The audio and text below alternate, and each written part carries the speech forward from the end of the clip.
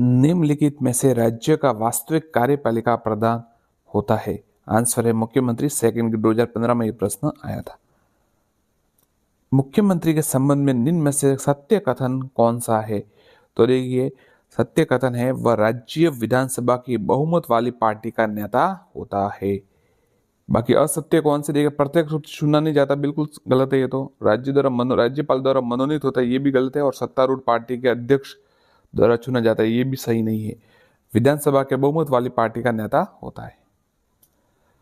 अब अंदर वो कैसे भी चुना जाए, पर असल में ऐसा है कि विधानसभा विधायक जो है चुनेंगे। संविधान के अनुसार मुख्यमंत्री किया जाता है, तो देखिए नियुक्त किया जाता है, याद रखिएगा, नियुक्त किया जाता है। 2013 में यह सवाल आया था। मुख्यमंत्री की नियुक्ति भारत के संविधान किस अनुच्छेद के अंतर्गत होती है? बहुत ही अच्छा सवाल है ये, तो आप पक्का याद कर लीजिए, हर परीक्षा में आएगा ये। कोई एक परीक्षा में नहीं आएगा, एक तो जब तक आप परीक्षा देते रहेंगे तब तक आएगा। मुख्यमंत्री की नियुक्ति भारत के संविधान में किस अनुच्छेद में होती है? तो अनुच्छेद 164, याद रखिएगा, अनुच्छेद 164। सेकंड ग्रेड 18 में सवाल आया। भारत के संविधान की किस अनुसूची के तहत राज्य में राज्यपाल द्वारा मंत्री को पद व गोपनीयता की शपथ दिलाई जाती है? तीसरी अनुसूची द्वारा भारत के संविधान के अनुसूची के तहत राज्यपाल द्वारा मंत्री को पद एवं गोपनीयता की शपथ दिलाई जाती है। 18 में सवाल आया, तीसरी अनुसूची।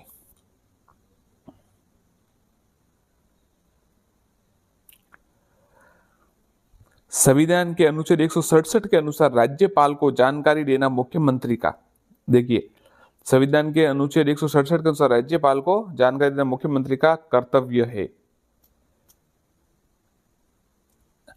भारत के संविधान का कौन सा संशोधन अधिनियम राजस्थान के मंत्री परिषद के आकार को परिसीमित करता है? तो बहुत अच्छा सवाल है, ये सवाल आता रहता है। जैसे राजस्थान में 15% के 30 मेंबर होते हैं, कैबिनेट में मंत्री होते हैं, जो 15% है, मतलब इसका नियम।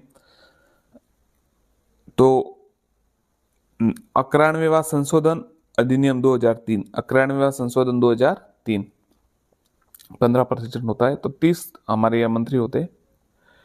संविधान के किस संशोधन द्वारा अनुच्छेद 164(1) के बाद एक नया उपबंध 1(अ) जोड़ा गया जो मुख्यमंत्री सहित मंत्रियों की अधिकतम संख्या को निर्धारित करता है?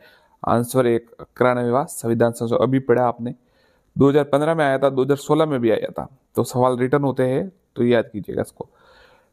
91वां संशोधन 2003 किससे संबंधित है? जो परिसीमन है इन मंत्रियों के परसेंट का, कि कितने परसेंट मंत्री हो गए, वो अधिकतम सीमा निर्धारित की है, तो ये याद रखिएगा, 91वां 2003।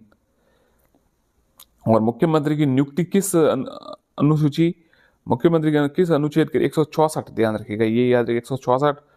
और अनुसूची जो है, एक सवाल था कोई, ये देखिए क्या था, राज्यपाल द्वारा मंत्री व पद की गोपनीयता शपथ की अनुसूची 3 में है। अब देखिए, किसी राज्य की मंत्रिपरिषद में मुख्यमंत्री सहित मंत्रियों को कुल संख्या उस राज्य की विधानसभा के सदस्यों की कुल संख्या से अधिक नहीं होगी, 15% से अधिक नहीं होगी। भारत के संविधान के अनुसार राजस्थान की मंत्रिपरिषद में मुख्यमंत्री सहित मंत्रियों की कुल संख्या कितने से अधिक नहीं होनी चाहिए? 30। तो देखिए, उसमें आया, पहले आया 15% और फिर आया टोटल नंबर में, मतलब अंकों में, तो 30। 2022 में यह सवाल आया, पक्का याद कीजिएगा। देखिए, इससे मैं जुड़ा आपको प्रश्न बता देता हूँ। 91वां संशोधन और 2003 में हुआ ये, और ये मंत्रियों की अधिकतम संख्या से संबंधित है। और राजस्थान में जैसे ऑल ओवर 15% तय किया गया है अधिकतम, तो राजस्थान में 200 है, तो इसलिए 30 मेंबर हो सकते, 30 मंत्री हो सकते हैं अधिकतम। निम्न कथनों पर विचार कीजिए। तो देखिए, सीधा सही बता देता हूं आपको, सही कौन सा? राजस्थान के मंत्री राजस्थान के राज्यपाल के प्रसाद प्रेरित कार्य पर रहते हैं। और तीसरा है, भारत के संविधान के 91वें संशोधन के उपरांत राजस्थान में मुख्यमंत्री सहित मंत्रियों की संख्या 12 से कम नहीं होगी, 15% से ज्यादा और 6% से कम नहीं होगी, 12 से कम नहीं होगी। राजस्थान में राज्य मंत्री जिसके पास किसी विभाग या उसकी विधिनिष्ठ शाखाओं का स्वतंत्र प्रभार है, किसके अनुमोदन से उस विभाग या यथास्थिति उसकी विभिन्न शाखाओं से संबंधित कार्य उससे संबंध उप मंत्री को आवंटित करेगा? मुख्यमंत्री। बड़ा सवाल है। देखिए, राजस्थान में राज्य मंत्री जिसके पास किसी विभाग या उसकी विनिर्दिष्ट शाखाओं का स्वतंत्र प्रभार किसके अनुमोदन से, देखिए इसमें बताया गया है कि मतलब जैसे कोई विभाग देना है तो कौन? मुख्यमंत्री देगा, ये बात तो तय है। और वो अपनी जो आगे राज्यपाल तो केवल उनके कहे हुए अनुसार उनको करेगा, पर ये आवंटित जो है मुख्यमंत्री करेगा। राज्य में संसदीय सचिव किसके समक्ष शपथ लेता है? बहुत ही अच्छा सवाल है। मुख्यमंत्री का, ध्यान रखिएगा। राज्य संसदीय सचिव मुख्यमंत्री के समक्ष शपथ लेता है। निम्न में से कौन राजस्थान के मुख्यमंत्री व उप मुख्यमंत्री के पद पर रहे? आंसर है टीकाराम पालीवाल। टीकाराम पालीवाल। बहुत ही अच्छा सवाल है।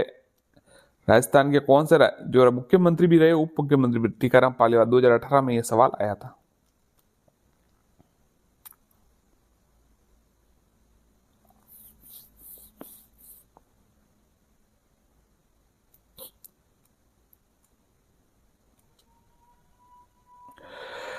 राजस्थान के मुख्यमंत्रियों में निम्न कौन भ्रष्टाचार उन्मूलन समिति 1962 के सदस्य रहे?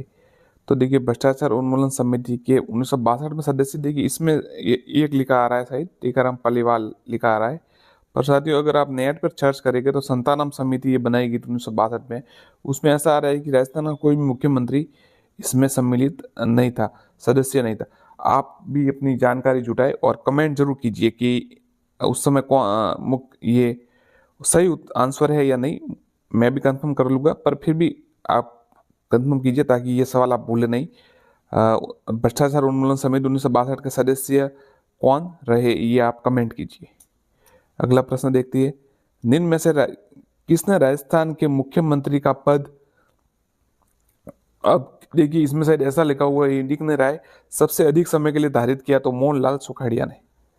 फिर अगला सवाल देखिए, निम्न में से कौन से एक अधिक से बार राजस्थान के मुख्यमंत्री नहीं रहे? मतलब एक से अधिक बार राजस्थान के मुख्यमंत्री नहीं, तो हीरालाल देवपुरा। हीरालाल देवपुरा सिर्फ 16 दिन रहे थे, बाकी सब एक से ज्यादा रहे हैं। भैरव सिंह शेखावत रहे, हरिदेव जोशी और शिवशरण माथुर भी रहे। अब देखिए मिलान करना है आपको, ये 2016 में सवाल आया था। कार्यकाल बताना है आपको। देखिए जगन्नाथ पहाड़िया का जो है कार्यकाल,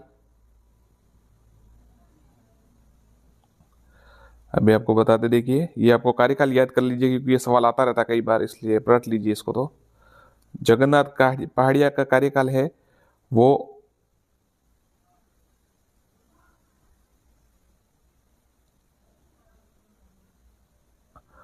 1980 से 81। 1980 से 81। बरकुतुल्ला खां का जो कार्यकाल है वो 71 से 73। भैरव सिंह शेखावत का कार्यकाल 80 से,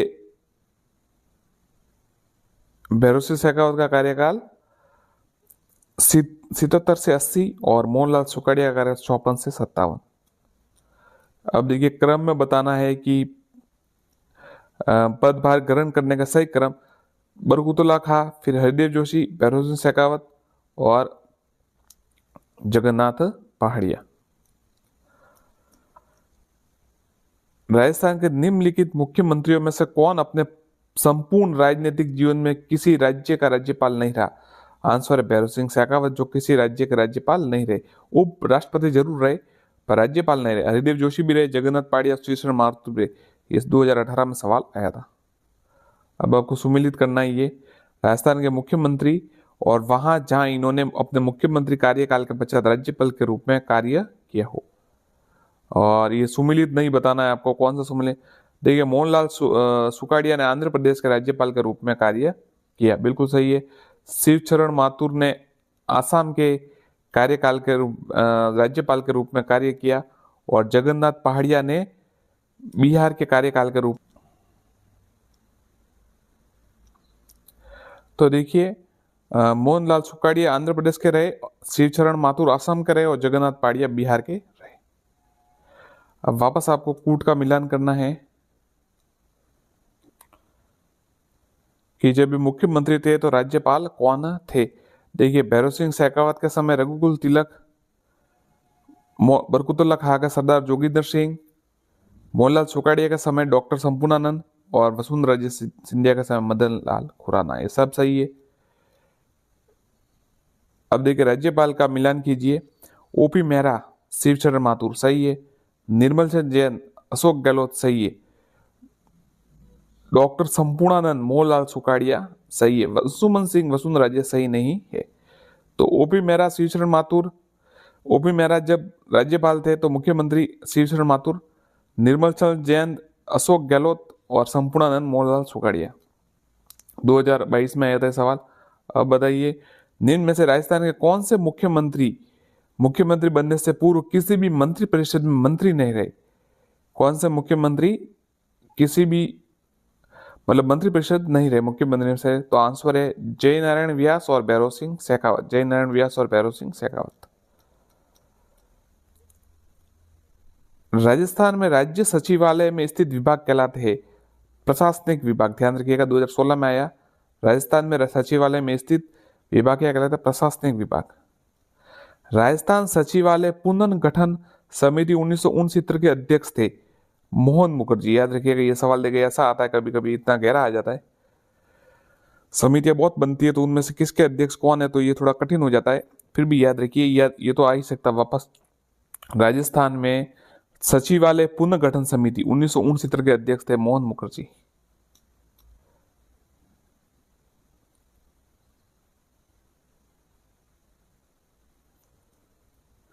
राजस्थान राज्य सचिवालय के निम्नलिखित पदाधिकारियों पर विचार कीजिए। मुख्य सचिव, उप सचिव, अतिरिक्त सचिव, शासन सचिव। तो सबसे पहले हो गए मुख्य सचिव, फिर शासन सचिव, फिर अतिरिक्त सचिव और फिर उप सचिव। किसी राज्य के प्रशासनिक पद सोपान के शीर्ष पर होता है तो मुख्य सचिव जो होता है प्रशासनिक पद सोपान पे होता है। देखिए मिलान करने इनके कार्यों के आपको मिलान करने हैं। तो देखिए शासन सचिव है जो नीति निर्माण, परियोजना अधिकारी कार्यक्रम क्रियान्वयन, अनुभाग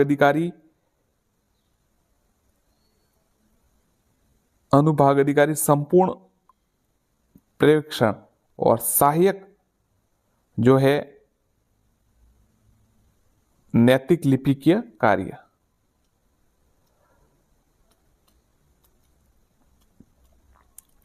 साथियों हम ये प्रश्न जो करवा रहे हैं ये आज तक 2011 से 2026 तक परीक्षाएं हुई है, उनमें जितने भी प्रश्न आए सभी टॉपिक्स वाइज करवा रहे हैं।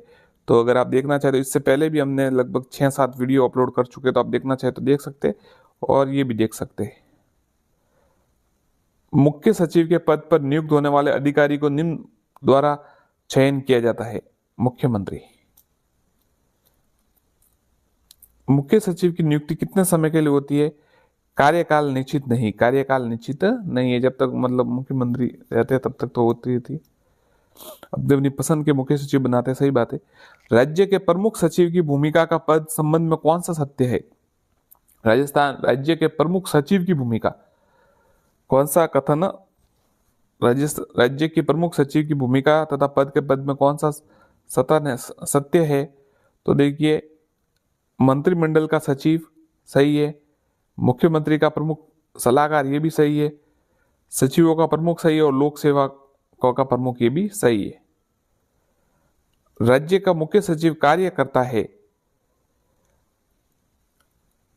कैबिनेट के सचिव के रूप में, मुख्यमंत्री के मुख्य सलाहकार के रूप में, सचिवों के मुखिया के रूप में और सिविल सेवा के प्रधान के रूप में। राज्य के प्रधान के रूप में कार्य नहीं करता। मुख्य सचिव के कार्यों के संबंध में निम्नलिखित कथनों की सावधानी से पढ़िए। वह मुख्यमंत्री का प्रमुख सलाहकार होता है, वह राज्य लोक सेवा का प्रमुख होता है। तो ये दो तो सही है बिल्कुल। वह राज्य के राज्यपाल का मुख्य सलाहकार नहीं हो सकता, ये गलत है। बाकी देखिए मुख्यमंत्री का प्रमुख सलाहकार होता है और राज्य लोक सेवा का प्रमुख सलाहकार होता है। राजस्थान के मुख्य सचिव के संबंध में निम्नलिखित कथनों पर विचार कीजिए, सही विकल्प पहचान कीजिए। तो देखिए मुख्य सचिव मंत्रिपरिषद का साथ ही उसकी उप समिति का भी सचिव होगा, ये सही है, बिल्कुल सही है। तो राजस्थान में भारतीय प्रशासनिक सेवा के वरिष्ठतम अधिकारी को, नहीं ये सही नहीं है, ये जाने दीजिए, ये सही है बस पहला। मैं आपको गलत उत्तर इसलिए पढ़ के नहीं बताता क्योंकि दिमाग में बैठ जाता है आपके कहीं पर, तो मुझे लगता है आप कंफ्यूज हो जाओगे, इसलिए मैं सीधा सही उत्तर ही बताता हूँ आपको।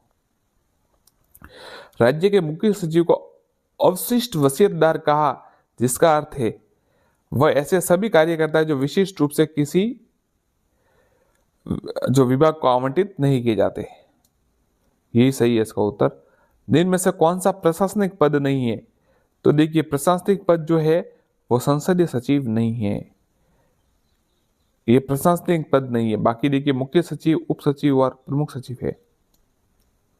ई सचिवालय है राज्य सरकार की एक परियोजना, राज्य सरकार की एक परियोजना। अब देखिए निम्नलिखित में से राजस्थान के प्रथम मुख्य सचिव कौन थे? प्रथम मुख्य सचिव के राधाकृष्णन। बहुत सवाल कई बार आ चुका है, याद कीजिएगा। प्रथम मुख्य सचिव के राधाकृष्णन, और 2016 में यह सवाल आया है। राजस्थान के निम्नलिखित मुख्य सचिवों में से किसका कार्यकाल सबसे कम रहा? तो सबसे कम एच.एम. माथुर का रहा, ध्यान रखिएगा, सबसे कम रहा एच.एम. माथुर। सबसे पहले तो बने के राधाकृष्णन, और सबसे कम इनमें कार्यकाल रहा मुख्य सचिवों में एच.एम. माथुर का। अब देखिए ऐसा भी सवाल आ गया, देखिए मुख्य मिलान करने का कि भाई इसका कार्यकाल क्या था, तो इस तो बहुत कठिन सवाल है ये तो, क्योंकि बाद में मुख्यमंत्री का यह कार्यकाल याद करे कि कब कब थे इतने मुख्यमंत्री, इतने राज्यपाल, या फिर मुख्य सचिव का करे, बहुत ज्यादा डीप हो जाता है। तो देखिए थोड़ा बहुत अगर याद हो तो अंदाजे से आप सही कर सकते हैं। गोपाल कृष्ण भणौत 77 से 80 सही है।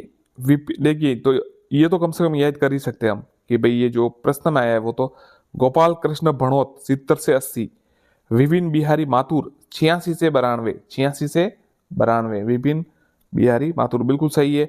और आर के नायर 2002 से 2005, ये सही है। ये मीठालाल मेहता 2000 से 2012, ये इतना नहीं हो सकता, तो ये गलत है, बाकी ये सही है। राजस्थान के निम्नलिखित मुख्य सचिवों में से किसने अपने कार्यकाल के दौरान अधिकतम संख्या में मुख्यमंत्री के साथ कार्य किया? VBL माथुर। बहुत अच्छा सवाल है, याद रखिएगा। कौन से मुख्य सचिव ने सबसे अधिकतम मुख्यमंत्रियों के साथ कार्य किया? VBL माथुर, VBL माथुर, याद कीजिएगा। वर्तमान मुख्य सचिव उषा शर्मा से पूर्व कितने महिलाएं राजस्थान के मुख्य सचिव रही? ये एक, इससे पहले एक रही है। ये 2022 का सवाल है ना, तो उस समय का साथियों करंट का प्रश्न था। उस समय ये मुख्य सचिव उषा शर्मा होगी, तो पूछा कि इससे पहले कितने रहे होंगे, तो एक रहे बस। अब मुख्य सचिव का नाम आपको मिलान करना है कि कौन सा सुमेलित नहीं है। मोहनलाल सुखाड़िया के समय KPU मेनन सही है, ये तो KPU मेनन सही है। बरगुतला खा के समय RD माथुर गलत है। शिवचरण माथुर के समय मदन मोहन कृष्णवली सही है। और भैरव सिंह शेखावत का TV रमणन, ये सही है, तो याद कर लीजिएगा। देखिए मोहनलाल सुखाड़िया के समय KPU मेनन, शिवचरण माथुर के समय मदन मोहन कृष्णवल्ली, और भैरव सिंह शेखावत के समय TV रमणन। सही याद करना, गलत तो याद करनी नहीं है, क्योंकि वो फिर क्या था माइंड में रह जाती है चीजें, तो फिर आप कंफ्यूज हो जाओगे। वर्तमान राज्य सरकार 2013 से 18 की बात हो रही है, ये 18 में प्रश्न आया था। 2013 से 18 में मुख्य सचिवों का सही समूह है उस समय, तो अब तो ये मुश्किल सवाल आना, फिर भी देख लीजिए। राजीव महर्षि, CS राजन, अशोक जैन, देख लीजिए एक बार, देख, ये नहीं आएगा वापस में, आपको कह सकता हूं। निम्न से कौन सा युग्म सुमिलित नहीं है? CK मैथ्यू, अब इसमें तारा मिल गया था। CK मैथ्यू, वसुंधरा राजे, राजीव महर्षि, अशोक गहलोत, मिडाला मेहता, भैरव सिंह शेखावत, KP मेनन। अब इस स्पष्टीकरण किया, इस पर बोनस मिला था सवाल में 2022 में। मुख्य सचिव श्री CK मैथ्यू का कार्यकाल 29 फरवरी 2012 से 15 अक्टूबर 2013 तक रहा। इस समय राजस्थान के मुख्यमंत्री अशोक गहलोत है, जबकि राजीव महर्षि का कार्यकाल 22 दिसंबर 2013 से 14 तक रहा। इस समय राजस्थान में वसुंधरा राजे थी, जिन्होंने, तो अतः विकल्प 1 व 2 दोनों असुमिलित है, दोनों असुमिलित है ये दोनों, इसलिए इसको तारा दिया गया था, स्टार मिला था, मतलब बोनस मिल गया था। अब देखिए राजस्थान लोक सेवा आयोग RPC से जुड़े प्रश्न। राजस्थान लोक सेवा आयोग में संबंधित निम्न में से कौन सा कथन गलत है? राजस्थान के गठन के समय कुल 22 प्रांतों में से केवल 3 प्रांत जयपुर, जोधपुर, बीकानेर में ही लोक सेवा आयोग कार्य करते थे। सही है ये तो। राजस्थान लोक सेवा आयोग 22 दिसंबर 1949 को प्रभाव में आया, ये भी सही है। भारतीय संविधान के अनुच्छेद 234, 315, 323 तक लोक सेवा आयोगों के विभिन्न कार्यों और शक्तियों का संबंधित है, ये भी सही है। तो याद कीजिएगा, संविधान के अनुच्छेद 234, 315 और 323 आरपीएससी के कार्यों से संबंधित है, शक्तियों से। प्रारंभ में आयोग में 1 अध्यक्ष और 3 सदस्य थे, ये सही नहीं है। आप बताइए कितने। अब ये प्रश्न मैं आपसे कमेंट में पूछना चाहता हूं कि यार प्रारंभ में आरपीएससी के आयोग था उसमें कितने अध्यक्ष और कितने सदस्य थे। इसमें 1 अध्यक्ष और 3 सदस्य लिखा गया, जिसे गलत माना गया है। 2022 में सवाल है, आप कमेंट कीजिए कितने सदस्य हो गए शुरुआत में। निम्न में से कौन सा कथन राजस्थान लोक सेवा आयोग के संबंध में गलत है। इसकी स्थापना 1949 में हुई, सही है। 1951 में राज प्रमुख द्वारा आयोग के कार्यों के नियमित करने उद्देश्य से विनियमित, ये सही है। मुख्य न्यायाधीश एस के घोष को इसका अध्यक्ष बनाया गया, ये तो सही है बिल्कुल। मुख्य न्यायाधीश एस के घोष को इसका, प्रारंभ में इसके अध्यक्ष 4 सदस्य, तो ये भी गलत है। लो 3 सदस्य भी गलत माना गया है, गलत है लिखा है यहाँ पर, और 1 अध्यक्ष है, ये भी गलत है। 4 सदस्य भी गलत है। आप कमेंट कीजिए कि कितने अध्यक्ष, कितने सदस्य थे और 1 अध्यक्ष था। राजस्थान लोक सेवा आयोग के संबंध में निम्न से कौन सा सत्य नहीं है। आयोग के सदस्य भारत के राष्ट्रपति द्वारा नियुक्त किए जाएंगे। राजस्थान के, तो ये सही नहीं है, ये सही नहीं, राष्ट्रपति द्वारा नियुक्त नहीं किए जाएंगे। आयोग के सदस्य अपने पद से भारत हटाए अगर राष्ट्रपति द्वारा जाएंगे। आयोग के सदस्यों का कार्यकाल अपने पद ग्रहण से 6 वर्ष या 62 वर्ष जो भी पहले होगा वो। आयोग के सदस्य लोक संघ लोक सेवा आयोग के अध्यक्ष पद पर नियुक्ति के पात्र हो गए, ये तो सही है बिल्कुल। अगर ये यहाँ के मेंबर है तो वहां यूपीएससी में जा सकते। इनकी नियुक्ति राष्ट्रपति द्वारा नहीं की जाती, ये ध्यान रखिएगा आप। अब इस कथनों पर विचार कीजिए कि कौन सा कथन सही है। आयोग के अध्यक्ष और सदस्य अपने पद तक बने रहेंगे जब तक 6 वर्ष या 60, तो 60 नहीं होता 62 होगा, ये गलत है। इसका गठन 1 अगस्त 1949 को हुआ, ये भी सही नहीं है। आयोग का सदस्य बनने के लिए कोई योग्यता निर्धारित नहीं है, सिवाय इसके कि आधे सदस्य केंद्र तथा राज्य सरकार के अधीन 10 वर्ष तक पदासीन रहे, ये सही है। Doctor SC. त्रिपाठी आयोग के प्रथम अध्यक्ष थे, ये सही नहीं है। प्रथम अध्यक्ष कौन थे, ये कृष्ण घोष के अभी नाम देखा था ना आपने, ये रहा।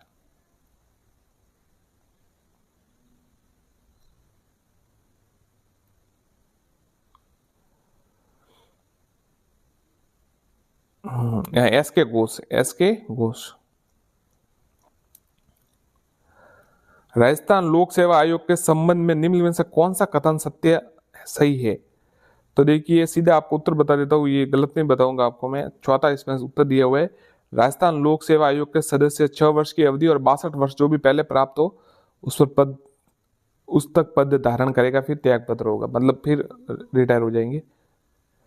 राजस्थान लोक सेवा आयोग के सदस्यों के अध्यक्ष सहित कुल अनुमत संख्या है 8। ये 2013 का सवाल है। राजस्थान के लोक सेवा आयोग के सदस्यों के अध्यक्ष सहित कुल अनुमत संख्या 8 है। राजस्थान लोक सेवा आयोग के सदस्यों की संख्या अध्यक्ष छोड़कर कितनी है, 7। देखिए पहले तो आया अध्यक्ष प्लस सदस्य तो 8 और अध्यक्ष को छोड़कर तो 7।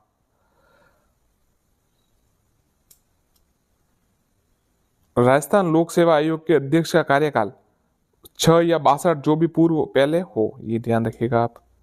राजस्थान लोक सेवा आयोग के अध्यक्ष को निलंबित किया जा सकता है राजस्थान के राज्यपाल द्वारा। राजस्थान लोक सेवा आयोग के सदस्यों की संख्या व सेवा शर्तों का निर्धारण कौन करता है, राज्यपाल। सेवा शर्तों का निर्धारण व सेवा का सदस्यों की संख्या राज्यपाल। राजस्थान लोक सेवा आयोग के अपने किए गए कार्य के बारे में वार्षिक प्रतिवेदन प्रस्तुत करता है राज्यपाल को। राजस्थान लोक सेवा आयोग द्वारा वार्षिक प्रतिवेदन प्रस्तुत करता है राजस्थान का राज्यपाल। देखिए सवाल 2018 में आया, 2022 में आया, तो इसको तो आप रट लीजिए, हो सकता है 2024 में भी आ जाए, 25-26 जो भी परीक्षा हो, 25 में होगी परीक्षा। मतलब आरपीएससी का अध्यक्ष, आरपीएससी किसको मतलब प्रतिवेदन रिपोर्ट देती है, तो राज्यपाल को। निम्न में से कौन राजस्थान लोक सेवा आयोग के कार्यवाहक अध्यक्ष पद पर नहीं रहे? जीपी पिलानिया। जीपी पिलानिया जो है नहीं रहे, बाकी हाँ जीपी पिलानिया रहे, बाकी एस एस स्टॉक, एच एन मीणा और एल एल जोशी रहे। फिर देखिए मानवाधिकार वाला प्रश्न, राजनीति, ये ऐसे प्रश्न हमेशा जैसे इतिहास से जुड़े, संस्कृति और राजस्थान जी के वो प्रश्न बहुत अच्छे से याद हो जाते हैं। इसमें थोड़ी हमेशा कठिनाई होती है, मुझे तो होती होती उस समय जब मैं तैयारी करता था उस समय, पर आपको, आप बताएं आपको भी होती होगी। अब देखिए इसमें मिलान करना है आपको कि ये कब बने। तो देखिए मानवाधिकार संरक्षण अधिनियम, मानवाधिकार संरक्षण है 1993। राज्य मानवाधिकार आयोग का गठन, राज्य मानवाधिकार आयोग का गठन 2000 में। मानवाधिकार संरक्षण संशोधन अधिनियम, संशोधन कब हुआ? 1999। और राजस्थान राज्य मानवाधिकार आयोग के बारे में अधिसूचना 1900,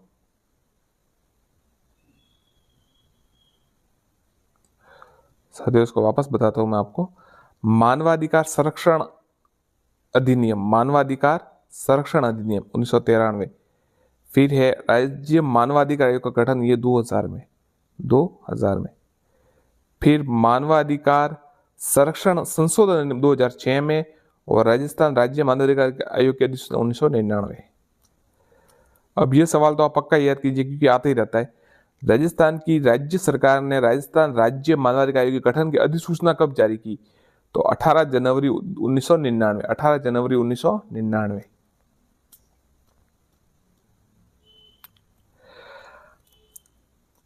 राजस्थान मानवाधिकार आयोग अस्तित्व में कब आया? राजस्थान मानवाधिकार आयोग अस्तित्व में कब आया? 18 जनवरी 1999।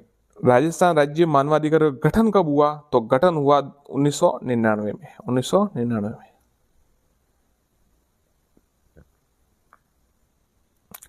राजस्थान राज्य मानवाधिकार आयोग की स्थापना किस वर्ष हुई? 2000 में, स्थापना हुई 2000 में। देखिए राजस्थान राज्य मानवाधिकार आयोग के बारे में अधिसूचना 18 जनवरी 1999 को जारी की गई, इसलिए इसका गठन वर्ष 1999 माना गया, जबकि राज्य मानवाधिकार आयोग की स्थापना जो अस्तित्व में आया वो 2000 में आया। तो याद रखिए गठन अगर पूछा जाए तो 99 माना जाएगा। ये उस समय आरपीएससी के आंसर है, तो उस हिसाब से हमें चलना चाहिए। राजस्थान राज्य, देखिए गठन हुआ तब तो, कि गठन तो 1999 वर्ष माना गया, और जब स्थापित कब हुआ तो ये 2000। राजस्थान का राज्य मानवाधिकार आयोग का संगठन है, एक अध्यक्ष और 2 सदस्य, याद रखिएगा, एक अध्यक्ष 1+2, ये याद रखिएगा आप। मानवाधिकार संरक्षण संशोधित अधिनियम 2006 के अनुरूप राजस्थान मानवाधिकार आयोग में कितने सदस्य? तो देखिए एक अध्यक्ष और 2 सदस्य। राज्य मानवाधिकार आयोग के अध्यक्ष हेतु पात्र है उच्च न्यायालय के सेवानिवृत्त न्यायाधीश, उच्च न्यायालय के सेवानिवृत्त न्यायाधीश। राज्य मानवाधिकार आयोग के अध्यक्ष हेतु कौन पात्र है? उच्च न्यायालय के सेवानिवृत्त न्यायाधीश। राजस्थान राज्य मानवाधिकार आयोग का अध्यक्ष किसे नियुक्त किया जा सकता है? राजस्थान राज्य मानवाधिकार का अध्यक्ष उच्च न्यायालय के पूर्व न्यायाधीश को किया जा सकता है नियुक्त।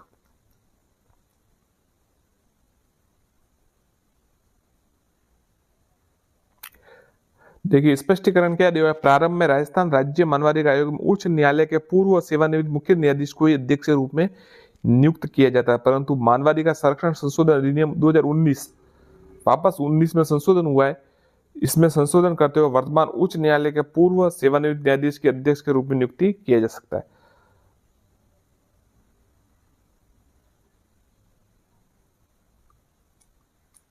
मानव अधिकार संरक्षण अधिनियम 1993 की निम्नलिखित में से किस धारा में राज्य मानवाधिकार आयोग के अध्यक्ष की नियुक्ति का प्रावधान उल्लेख है? आंसर है 22, 2022 में सवाल आया सेकंड ग्रेड में। देखिए मानव अधिकार संरक्षण अधिनियम 1993 की निम्नलिखित में से किस धारा में राज्य मानवाधिकार आयोग के अध्यक्ष की नियुक्ति का, तो धारा 22। राजस्थान मानव अधिकार आयोग के अध्यक्ष एवं सदस्यों की नियुक्ति राज्यपाल एक समिति के अनुशंसा पर करते हैं, जिसका अध्यक्ष होता है मुख्यमंत्री। राजस्थान मानवाधिकार आयोग के अध्यक्ष और सदस्यों की नियुक्ति राज्यपाल एक समिति की अनुशंसा पर करते हैं, उनके अध्यक्ष मुख्यमंत्री होते हैं। राज्य मानवाधिकार आयोग के सदस्यों की चयन समिति की अध्यक्षता कौन करता है? मुख्यमंत्री। चयन समिति, वापस वो का सवाल आया।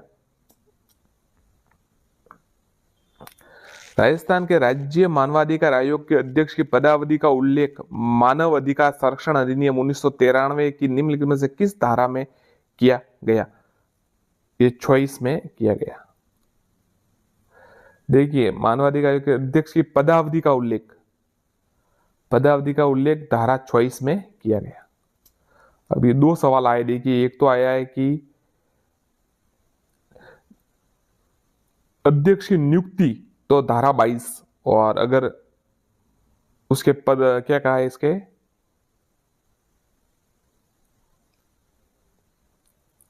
पदावधि का उल्लेख 24 में, नियुक्ति तो 22 में और पदावधि का उल्लेख है 24 में। राज्य मानवाधिकार आयोग के अध्यक्ष के पद रिक्त होने में स्थिति में अध्यक्ष के रूप में कौन कार्य करता है? राज्यपाल सदस्यों में से किसी एक सदस्य के रूप में अध्यक्ष के रूप में प्राधिकृत कर सकते हैं। राज्यपाल सदस्यों में से किसी एक सदस्य को अध्यक्ष के रूप में प्राधिकृत कर सकते हैं।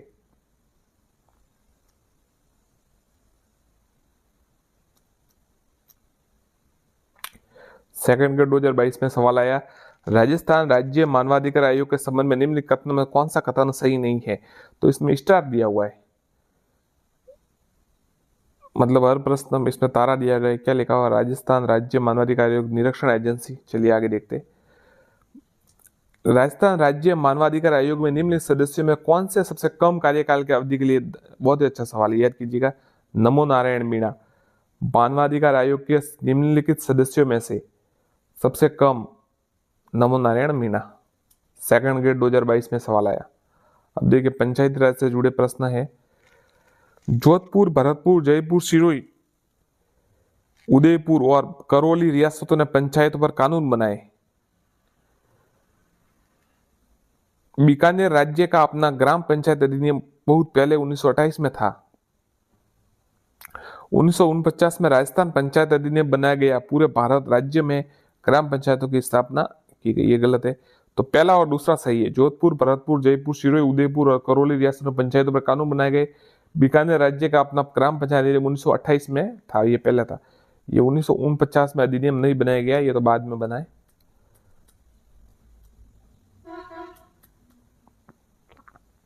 निम्नलिखित में से किस वर्ष राजस्थान में पंचायत अधिनियमित हुआ? राज्य के ग्राम पंचायत की स्थापना, ये 1953 में। 1953 में किस वर्ष राज्य में राजस्थान पंचायत अधिनियमित हुआ? 1953 में। राजस्थान में पंचायती राज, देखिए अब देखिए, राजस्थान में पंचायती राज की स्थापना हुई, ये 1959 में। 1959 में कहाँ हुई? तो देखिए, 2 अक्टूबर 1959 को नागौर में राजस्थान पंचायत राज का औपचारिक उद्घाटन पंडित जवाहरलाल नेहरू ने, जो उस समय प्रधानमंत्री थे, उन्होंने किया 2 अक्टूबर 1959 को। और भारत में ये शायद दूसरे जगह थी जहां पर ये उद्घाटन हुआ। राजस्थान में तो पहली बार था, जहां पर नागौर में इसका उद्घाटन हुआ। भारत में दूसरी बार। तो भारत में पहली बार कहां पर हुआ, मतलब पहली बार सबसे, तो आप कमेंट कीजिए, उसका आंसर आपको पता होगा। इसका कमेंट कीजिए कि पंचायत राज का उद्घाटन भारत में पहली बार औपचारिक उद्घाटन कब हुआ, कहां हुआ।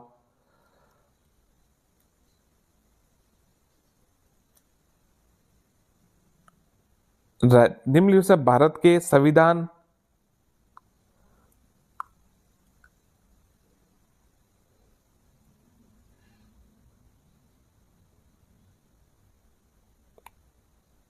ये देखिए, ये समिति का बताना है, संदर्भ में सही युग्म पहचाने, तो सिर्फ गिरधारी लाल व्यास समिति का गठन 1973 में हुआ। निम्न में से भारत के संविधान में कौन सा प्रावधान पंचायती राज से संबंधित नहीं है? तो देखिए, 11वीं अनुसूची है, अनुच्छेद 40 है, अनुच्छेद 243 है, 41 वाला पंचायती राज से संबंधित नहीं है।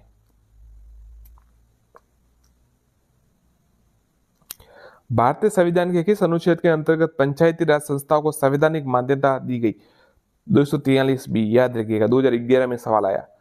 भारतीय संविधान के किस अनुच्छेद के अंतर्गत पंचायती राज संस्थाओं को संवैधानिक मान्यता दी गई? 243 बी। ग्राम सभा के सदस्य होते हैं मतदाता सूची में दर्ज ग्राम सभा के सभी सदस्य निवासी। ग्राम सभा की गण पूर्ति कितनी है? ग्राम सभा की गण पूर्ति कुल सदस्य संख्या का 10वां भाग।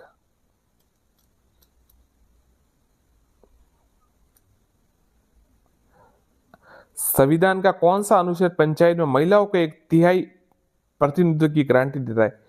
तो देखिए, महिलाओं को 1/3 प्रतिनिधित्व की गारंटी 243 डी, 243 डी 2022 में आया ये सवाल। पंचायतों के लिए गठित राजस्थान राज्य वित्त आयोग संविधान के किस अनुच्छेद के अंतर्गत उल्लिखित है? अनुच्छेद 243 झ। पंचायतों के लिए गठित राजस्थान राज्य वित्त आयोग संविधान के किस अनुच्छेद के अंतर्गत उल्लिखित है? 243 झ। राज्य वित्त आयोग पंचायतों के वित्तीय स्थिति के बारे में अनुशंसा करता है राज्यपाल को। राजस्थान में ग्राम पंचायत के सरपंच, उप सरपंच और वार्ड पंच का अपना त्याग पत्र किससे संबंधित है? विकास अधिकारी। 2018 में आया, वीडियो को देते ग्राम पंचायत के सरपंच, उप सरपंच और वार्ड पंच। सरपंच और उप सरपंच अपनी अनुपस्थिति में ग्राम सभा की बैठक की अध्यक्षता कौन करेगा? कोई भी उपस्थित सदस्य जिसे ग्राम सभा के सदस्यों द्वारा परियोजना द्वारा चुना गया, मतलब उस अध्यक्षता बैठे बैठे सुन सकते हैं कि आप ये हमारी अध्यक्षता कीजिए। साथियों, ये हम सवाल करा रहे हैं 2011 से 2024 तक जितने भी पुराने पेपर है उनमें सभी प्रश्न टॉपिक वाइज करवा रहे हैं कि कितने टॉपिक से कितने प्रश्न आए। तो पुराने वीडियो भी काफी अपलोड किए, आप देख सकते हैं, देखना चाहे तो। फिर जैसी आपकी इच्छा, बस और तो क्या कहे आपको। ये बात पक्की है कि पुराने सवाल रिपीट होते हैं तो आप पढ़ सकते हैं अच्छे, और रिवीजन अच्छा हो जाएगा आपका, आपकी इच्छा हो तो। देखिए, भारतीय संविधान की 11वीं अनुसूची में पंचायतों में कितने कार्य शामिल है? 29। भारतीय संविधान की 11वीं अनुसूची में पंचायतों के कितने कार्य शामिल है? 29। याद रखिएगा, बहुत अच्छा सवाल है। संविधान की 11वीं अनुसूची में पंचायतों के कितने कार्य? 29। संविधान की 11वीं अनुसूची संबंधित है, कितना संबंधित मद है?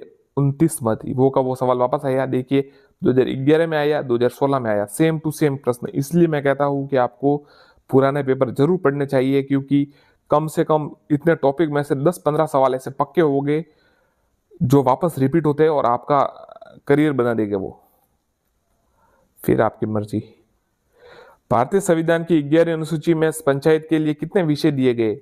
29। वापस देखिए, देखिए सेकंड ग्रेड की 3 परीक्षा हुई, 11, 15, 11, 16 और 22, और तीनों में ये प्रश्न आ गया।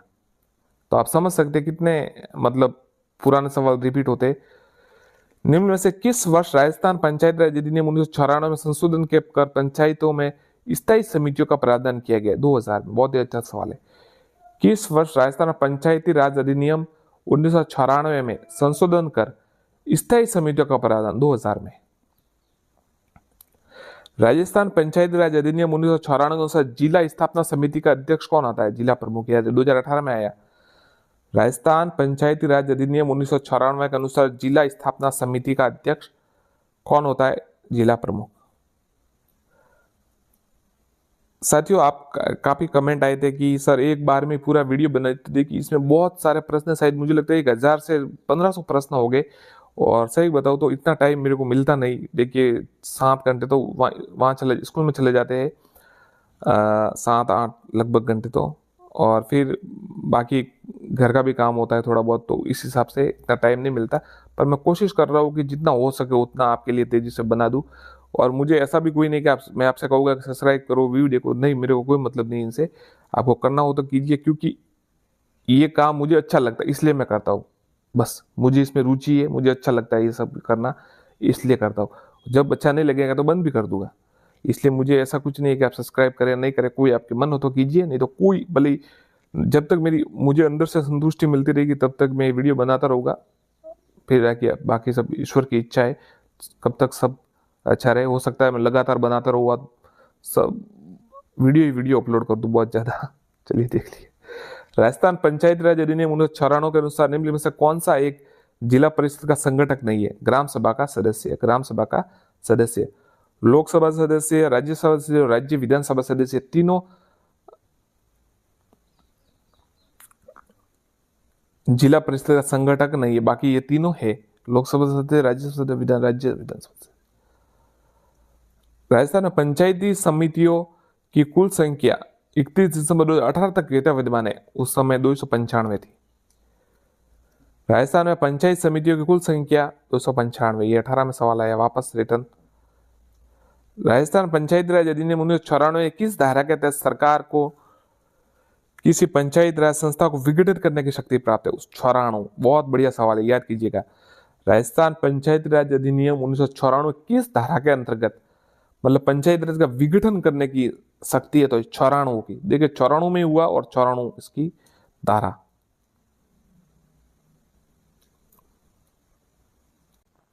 इनमें से कौन सा कथन नारायण देवी वर्मा के संबंध में गलत है?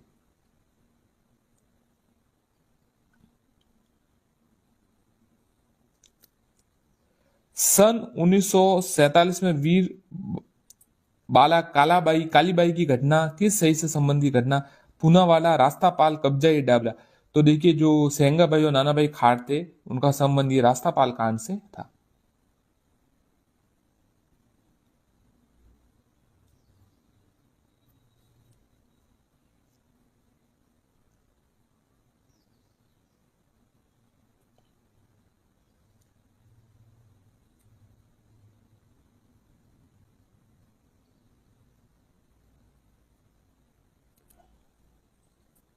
स्वतंत्रता के समय निम्न में से कौन सी महिला जेल नहीं गई? अंजना देवी, नारायण देवी, रत्ना शास्त्री या काली देवी? तो काली बाई है ना, वो नहीं गई। आपको पता है काली बाई तो वो बालिका थी, तो वो जेल नहीं गई। फिर देखिए अगला प्रश्न, निम्न में से किस संस्था ने अछूतों को शिक्षा के लिए चूरू में कबीर पाठशाला की स्थापना की? सर्व हितकानी सभा, बीकानेर प्रजामंडल, बीकानेर राज्य परिषद या लोक परिषद? ये सेकंड ग्रेड 2022 में आया। तो सर्व हितकानी सभा ने है ना चूरू में कबीर, ये अछूतों की शिक्षा के लिए कबीर पाठशाला की स्थापना की।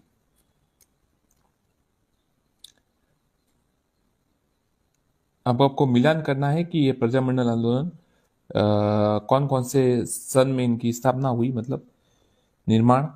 तो देखिए डूंगरपुर 1944, ध्यान रखिएगा, डूंगरपुर 1944। फिर आया है जयपुर 1931, जयपुर 1931। फिर बीकानेर 1936 और अलवर 1938।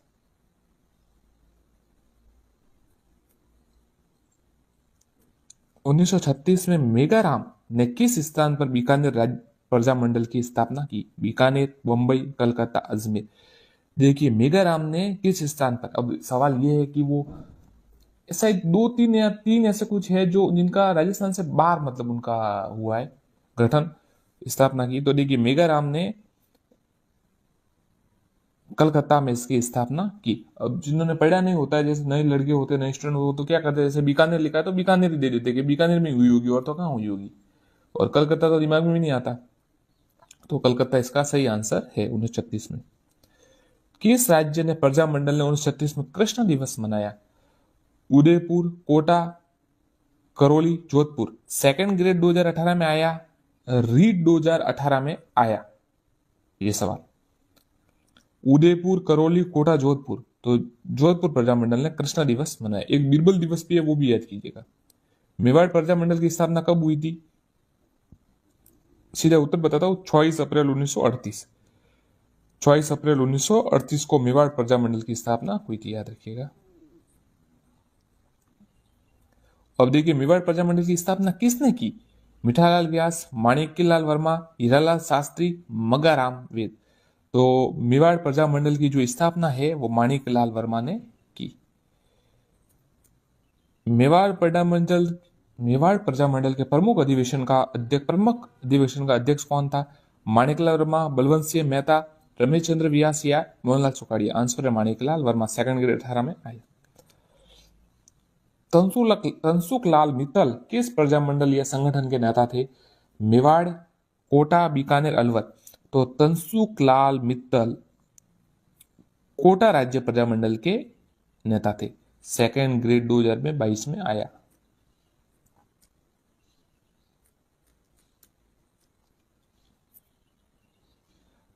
पंडित नैनूराम शर्मा किस प्रजामंडल संबंधित थे? अलवर, मारवाड़, सिरोही या कोटा? पंडित नैनूराम शर्मा, आंसर है कोटा से। डूंगरपुर राज्य प्रजामंडल की स्थापना कब हुई थी? 1943, 1945, 1944, 1946। तो डूंगरपुर राज्य प्रजामंडल की स्थापना 1944 में हुई है। ये 2 बार सवाल आ चुका है, 2016 में आया। एक सवाल तो देखिए सीधा आ गया, एक सवाल इससे पहली वाली में आया था जिसमें मिलान करना था आपको, तो उसमें भी ये डूंगरपुर आया था, याद रखिएगा, 1944।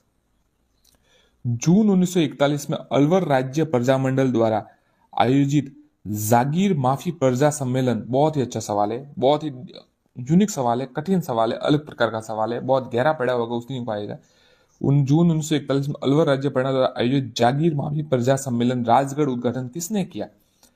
श्री सत्यदेव विद्यांकर, ये आंसर है इसका, श्री सत्यदेव विदा अलंकार, सत्यदेव विदा अलंकार, याद रखिएगा 1941 में।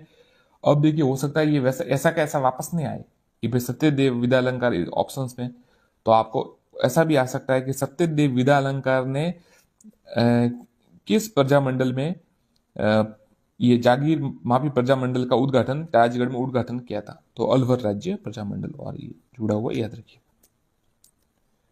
सब्सक्राइब अगर आप करना चाहे तो कर सकते हैं।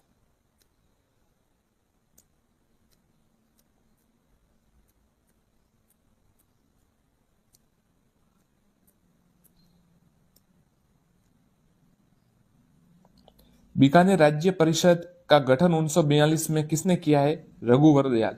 बीकानेर राज्य प्रजा परिषद का गठन किसने किया है? 1942 में किसने किया? रघुवर दयाल, बीकानेर राज्य प्रजा परिषद। साथियों मैं देखिए हमारे पास बहुत मैटर है, मतलब स्टडी से मटेरियल से जुड़े हुए, तो हम उनसे वीडियो लगातार बना रहे होंगे। तो आप अगर सब्सक्राइब करना चाहे तो आपको क्या होगा कि आपके पास जल्दी से ये आ जाएगा, नहीं तो वीडियो आपके पास यूट्यूब भेजेगा, नहीं तो आपके पास नोटिफिकेशन आएगा। इसलिए तो मैटर बहुत ज़्यादा है, फिर भी हम लगातार कोशिश कर रहे हैं, फिर भी दिन में 1-2 घंटे से ज़्यादा वीडियो हम नहीं बना पाते, क्योंकि दूसरा जो मेन काम है वो करना पड़ता है।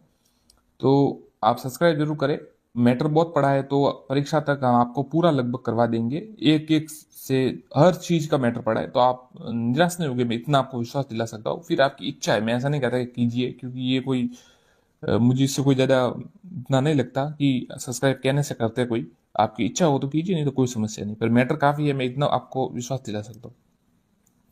निम्नलिखित में से डूंगरपुर राज्य प्रजामंडल का प्रथम अध्यक्ष कौन थे? गौरी शंकर उपाध्याय, ठक्कर पप्पा, भोगीलाल पांड्या, माणिकलाल वर्मा। भोगीलाल पांड्या। डूंगरपुर राज्य प्रजामंडल के प्रथम अध्यक्ष कौन थे? भोगीलाल पांड्या। 1939 में किशनगढ़ राज्य प्रजामंडल की स्थापना किसने की? कांति चंद्र छौतानी, कांति चंद्र छौतानी।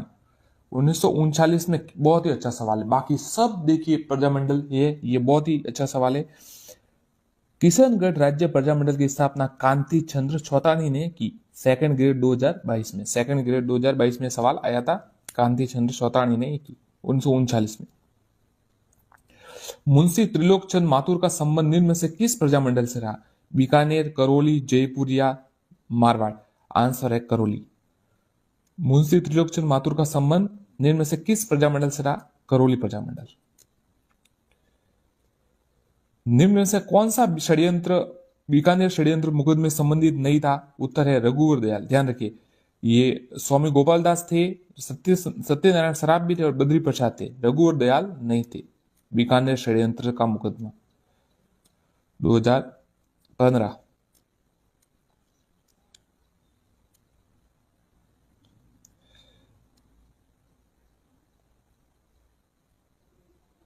आपको साथियों मैं इतना विश्वास दिला सकता हूँ कि आपको ज्यादा किताबें आप खरीद के कितनी किताबें खरीद लेंगे?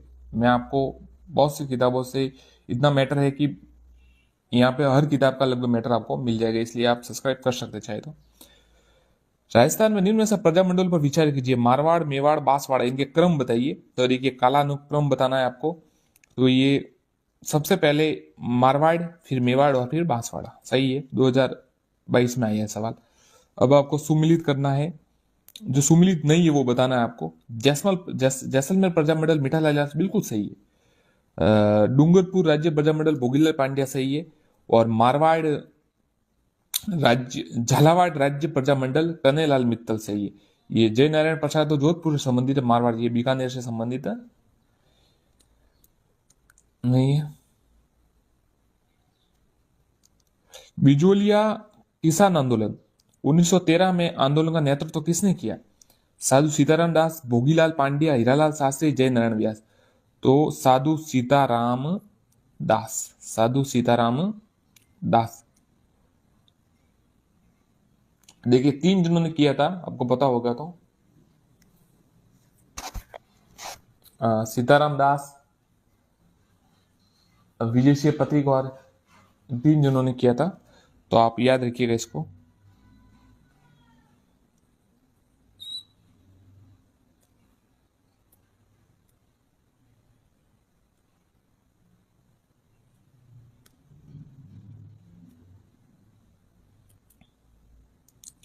साधु सीताराम दास किस कृषक आंदोलन से संबंधित थे? बिजोलिया, शेखावटी, सीकर, बूंदी। तो ये देखिए बिजोलिया आंदोलन से संबंधित। आप इस प्रश्न को समझने की कोशिश कीजिए।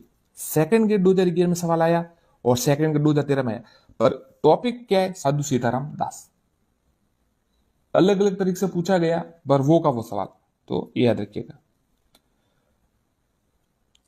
निम्न में से सूची में उन नेताओं को चुनिए जिन्होंने बिजोलिया किसान आंदोलन में भाग लिया, माफ कीजिएगा। 2 देखिए 3 है, आपको पता है 3 है। एक तो साधु सीताराम दास, विजय सिंह पथिक और माणिक्य लाल नहीं, सूची में उन नेताओं को चुने बिजोलिया किसान आंदोलन में भाग लिया। सेकंड ग्रेड 2016 में सवाल आया था। साधु सीताराम दास भी थे, विजय सिंह पथिक भी थे, माणिकलाल वर्मा भी और नारायण जी पटेल भी थे। तो देखिए साधु विजय माणिक्य, ये ऐसा याद करना है आपको। साधु विजय माणिक्य, पहले साधु सीताराम दास, फिर विजय सिंह पथिक और फिर माणिक्यलाल वर्मा, जब इसका एंड हुआ। श्रीमती रमा देवी राजस्थान के किस राज्य आंदोलन संबंधित? बेंगू, बिजोलिया, बरड़ या बीकानेर? तो आंसर है बिजोलिया, आंसर है बिजोलिया। साथियों मैंने अभी कल है ना राजस्थान अध्ययन के जो प्रश्न है उनके 1 लाइनर मैंने अपलोड किए, आप देख सकते हैं ये इससे संबंधित थे, और ये मैंने कोई देखे नहीं थे, पर आप देख सकते हैं कि वो के प्रश्न यहाँ आ रहा है। मतलब राजस्थान अध्ययन की बुक भी काफी इंपॉर्टेंट है, जो पेपरों में आती है, तो आप जरूर याद कीजिएगा। इनमें से कौन सा बिजोलिया किसान आंदोलन संबंधित नहीं है? छगनलाल सोपासनी वाला, ये नहीं है, छगनलाल सोपासनी वाला नहीं है। बाकी विजय सिंह पथिक, सीताराम दास और माणिकलाल वर्मा तीनों है।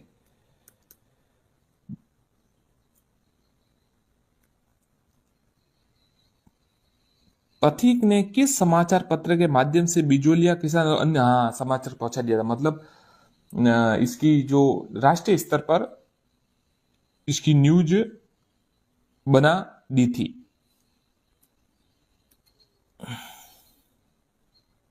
तो देखिए पथिक ने किस समाचार पत्र के माध्यम से बिजोलिया को राष्ट्रव्यापी बना दिया? प्रताप, राजस्थान केसरी, नवीन राजस्थान या प्रभात? तो देखिए जो है आंसर है प्रताप है। क्या है? प्रताप। और एक गणेश शंकर विद्यार्थी का समाचार पत्र था, तो उनके द्वारा इसको राष्ट्रव्यापी बना दिया। अब देखिए साधु सीताराम दास का संबंध किस आंदोलन से था? शिक्षा, गौरक्षा, किसान या जनजाति? आपको बता देखिए सवाल वापस आ गया, ये 2022 में आया, किसान। अब देखिए साधुराम सीताराम से जुड़ा हर प्रश्न 13 में आया, 11 में आया, 13 में आया, 15 में आया और ये 22 में आया। मतलब एक प्रश्न जरूर आता है, उसको रट लीजिए आप, ये सवाल आएगा। अब की बात सरल आया, बिजोलिया किसान आंदोलन आया, तो याद कीजिए।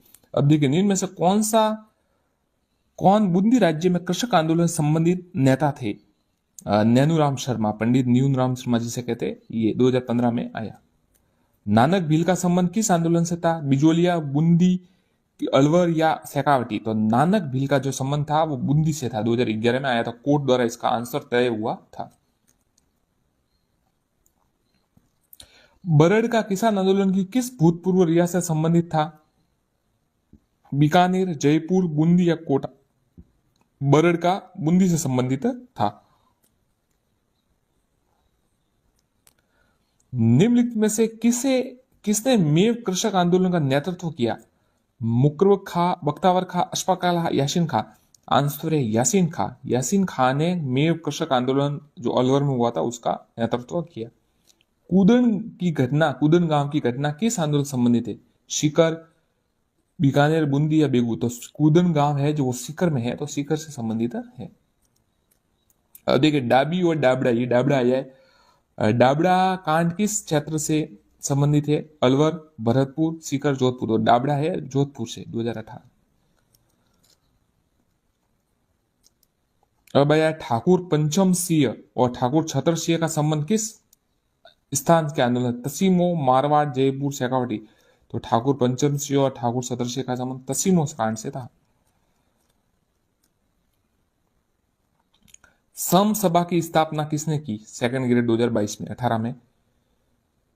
मोतीलाल तेजावत, हरदेव जोशी, गोविंद गिरी ने सम सभा की स्थापना की थी। भीलों में धर्म सुधार के लिए भगत पंथ की स्थापना किसने की? मोतीलाल तेजावत। ये आंसर है गोविंद गिरी। सम सभा की स्थापना किसने की थी? देखिए वापस सवाल आया, 11 में, 18 में आया और 18 में वापस संस्कृत एजुकेशन में भी आया, गोविंद गुरु ने की। वापस आया सम सभा की स्थापना 2016 में आया था। मतलब ये सवाल तो फिक्स है, रट लीजिए, गोविंद गिरी सम सभा कब की वो भी याद कीजिएगा।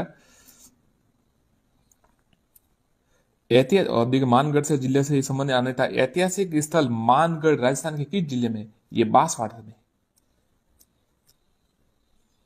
मानगढ़ नरसार की घटना कब हुई? ये मानगढ़ ये 1913 में हुई थी, ध्यान रखिएगा, 1913 में। मोतीलाल तेजावत का जन्म कहाँ हुआ? बहुत ही अच्छा सवाल, ये सवाल आया था 2022 में, और उससे पहले भी मैंने कई परीक्षाओं में इसका देखा है। कोलियारी, मातकुंडिया, झाडोल, सलम्बर? तो मोतीलाल तेजावत का जन्म कोलियारी में हुआ था। राजस्थान में स्वतंत्रता संघर्ष के द्वारा 1921 ईस्वी में भील आंदोलन का नेतृत्व किसने किया? मोतीलाल तेजावत। मोतीलाल तेजावत ठिकाने के कामदार थे, झाड़ोल, मानसी, सलूम्बर, बिजोलिया? तो मोतीलाल तेजावत झाड़ोल ठिकाने के कामदार थे।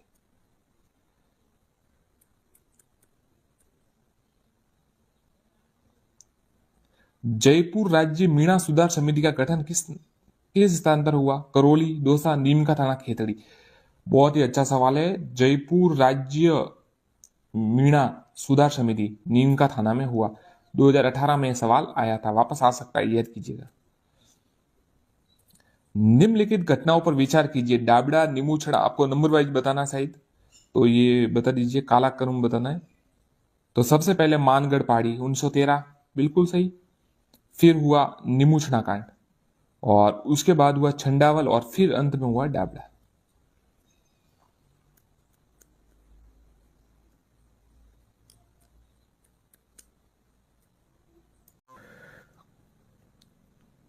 बिजोलिया अभिलेख किस वंश के इतिहास की जानकारी महत्वपूर्ण साधन है? राठौड़, सिसोदिया, चौहान या प्रतिहार? बिजोलिया अभिलेख किस वंश की इतिहास की जानकारी का महत्वपूर्ण साधन है? राठौड़, सिसोदिया, चौहान, प्रतिहार? तो आंसर है चौहान। बिजोलिया अभिलेख के अनुसार सांबर झील का निर्माण किसने करवाया? गोविंदराज, वासुदेव, विग्रहराज या दुर्लभराज? आंसर है वासुदेव। ये सेकंड ग्रेड 2018 स्पेशल एजुकेशन में सवाल आया था।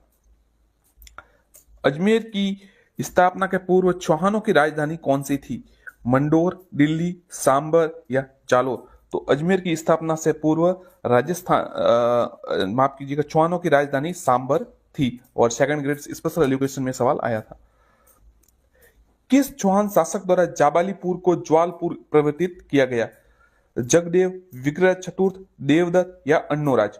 तो जाबालीपुर को ज्वालपुर में परिवर्तित विग्रह चतुर्थ द्वारा किया गया। देखिए थोड़ा अलग सवाल है, ये सवाल मैंने भी अभी तक थोड़ा कम देखा था, एक बार दो बार देखा तो सही था, पर इतना रेगुलर नहीं देखा, तो इसको देख लीजिएगा। ये सेकंड ग्रेड 2018 में संस्कृत एजुकेशन में सवाल आया था। अजमेर नगर बसाया, ये सवाल रेगुलर आता रहता है, तो याद रहे गोविंद राज, पृथ्वीराज चौहान, अजय राज या अन्नूराज। तो अजय राज ने ये बसाया था, सेकंड ग्रेड 2022 में ये आया था। तो देखिए एक तो ये आता है कि अजमेर नगर किसने बचाया बसाया, और एक आता है अजमेर दुर्ग का निर्माण किसने कराया।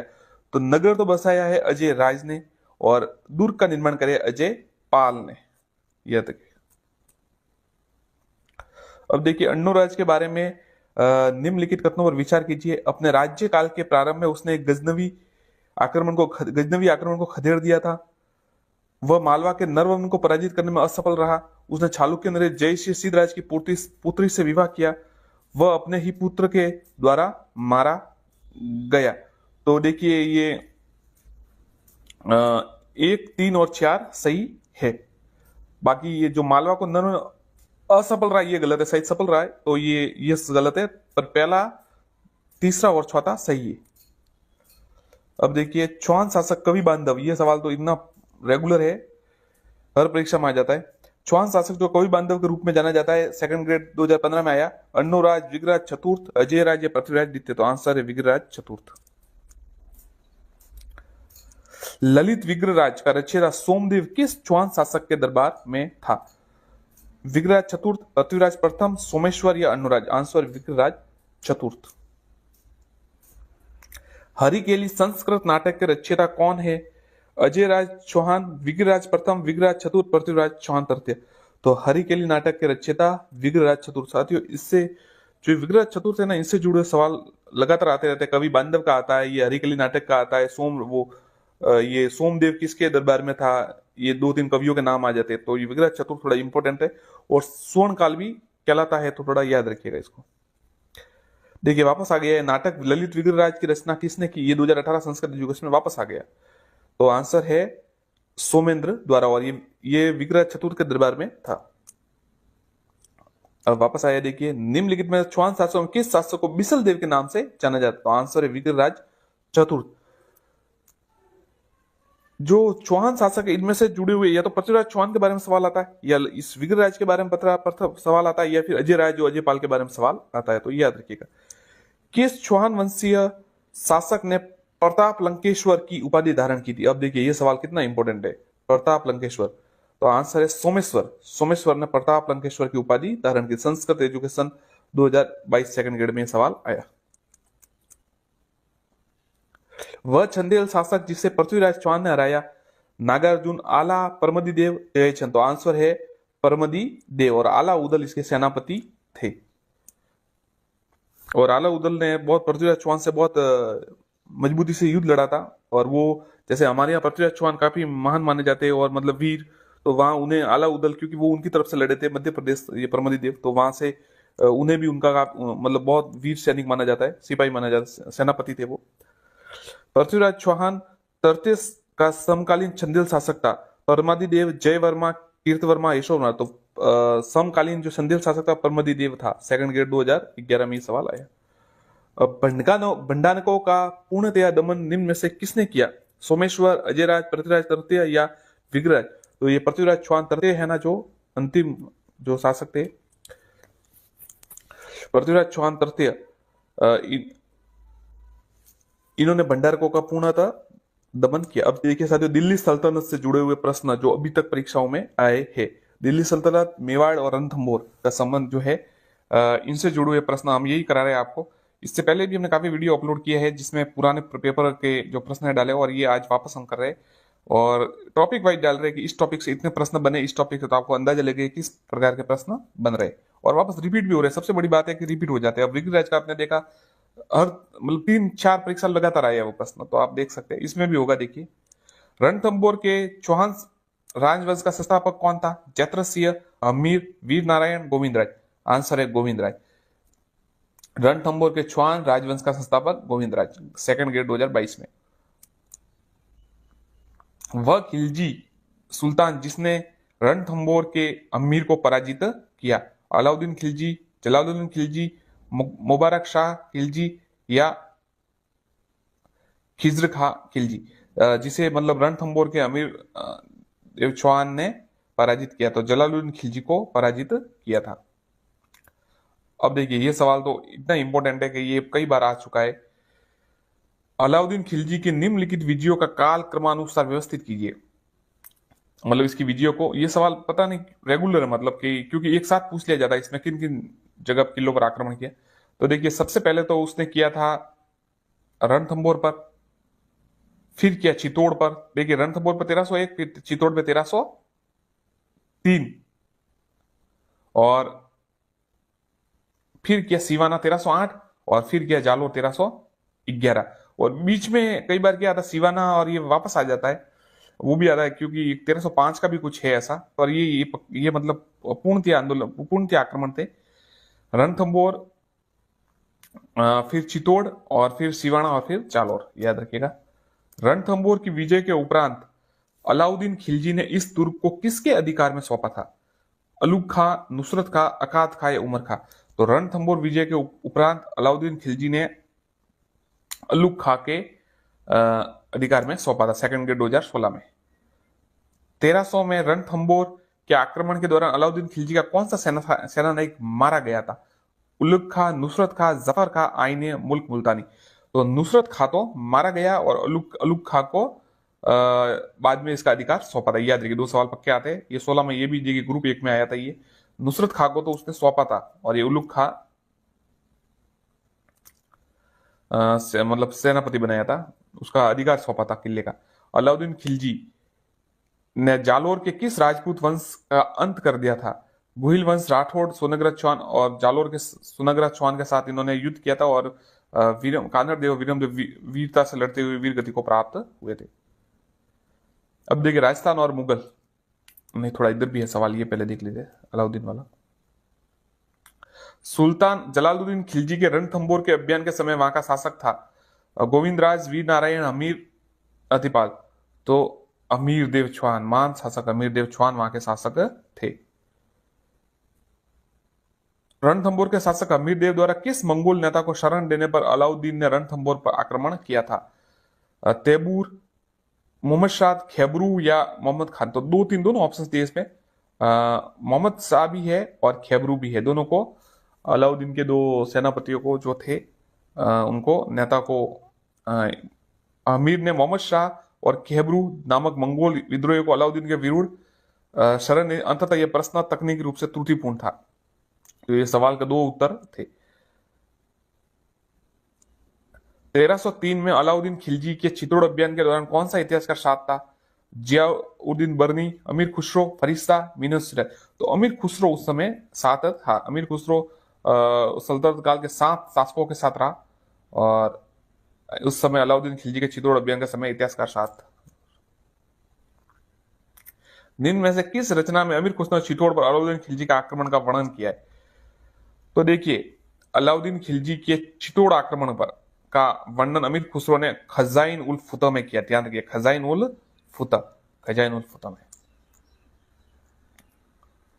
1303 में सेना नायक गोरा और बादल किसकी सेना में युद्ध करते वीर गति को प्राप्त हुए? ये सेकंड ग्रेड 2022 में आया। जलालुद्दीन खिलजी, अलाउद्दीन खिलजी, मोहम्मद खिलजी, फतेह खान? गोरा बादल किसकी सेना से? तो अलाउद्दीन खिलजी से जो है चित्तौड़ के ये गोरा बादल सेनापति थे, और युद्ध होते हुए वीर गति को प्राप्त हुए। अमीर खुसरो किस रचना में चित्तौड़ पर अलाउद्दीन खिलजी का आक्रमण का वर्णन करता है? किरानुसादीन, तारीख अलाई, खजाइन उल फतह, इजाज खुसरवी? तो देखिए अमीर खुसरो की किस रचना में चित्तौड़? तो देखिए तारीख अलाई और खजाइन उल फतह दोनों एक ही पुस्तक है, था विकल्प 2 व 3 दोनों सही है। तारीख अलाई और खजाइन उल फतह दोनों एक ही प्रश्न है, पुस्तक है। जालोर के चौहान वंश की शाखा का संस्थापक कुमार सिन्हा, अल्लाण, कीर्तिपाल, अजय सिंह? आंसर है कीर्तिपाल।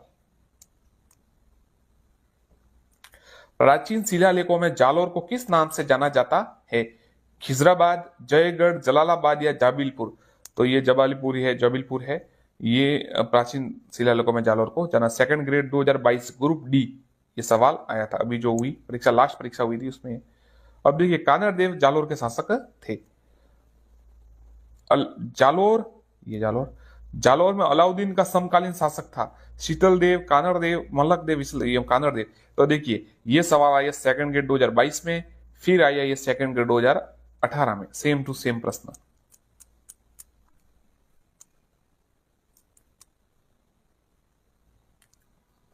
अब देखिए राजस्थान और मुगल से संबंधित ये प्रश्न है, टॉपिक है, वापस आया, मतलब ये टॉपिक आया है कि राजस्थान और मुगल जो प्रश्न थे इससे जुड़े हुए कितने प्रश्न अभी तक आए, तो ये हम टॉपिक वाइज आपको बता रहे हैं। खातोली का युद्ध लड़ा गया, तो खातोली का युद्ध जो लड़ा गया इब्राहिम लोदी और महाराणा सांगा के बीच, सेकंड गेट 2015 में आया। इब्राहिम लोदी और महाराणा सांगा के मध्य खातोली का युद्ध लड़ा गया। महाराणा सांगा ने इब्राहिम लोदी को कौन से युद्ध में पराजित किया? महाराणा सांगा ने इब्राहिम लोदी को कौन से युद्ध में पराजित किया? पानीपत, खातौली, नागौर या उदयपुर? तो आंसर है खातौली। महाराणा सांगा ने इब्राहिम लोदी को कौन से युद्ध में पराजित किया? आंसर है खातौली। महाराणा सांगा ये 2018 में आया था। खातौली के युद्ध में महाराणा सांगा ने किस सुल्तान को पराजित किया? देखिए ये वापस आ गया 2018 में आया, फिर 2022 में आया। तो इसका मतलब देखिए अब आप समझ सकते हैं कि पुराने पेपर पढ़ने कितने इंपॉर्टेंट है, क्योंकि सवाल वैसा का वैसा रिपीट हो रहा है। अगर 2 सवाल मतलब कुल मिला के 10 सवाल भी आपके सही हो गए तो आपका तो मतलब सिलेक्शन हो जाएगा। इसलिए आपको पुराने पेपर भले, मैं ऐसा नहीं कह रहा कि ये वीडियो से ही पढ़े, आपको जहाँ ठीक लगे किताब कोई मिल जाए वहां से देख लीजिए, कोई समस्या नहीं है।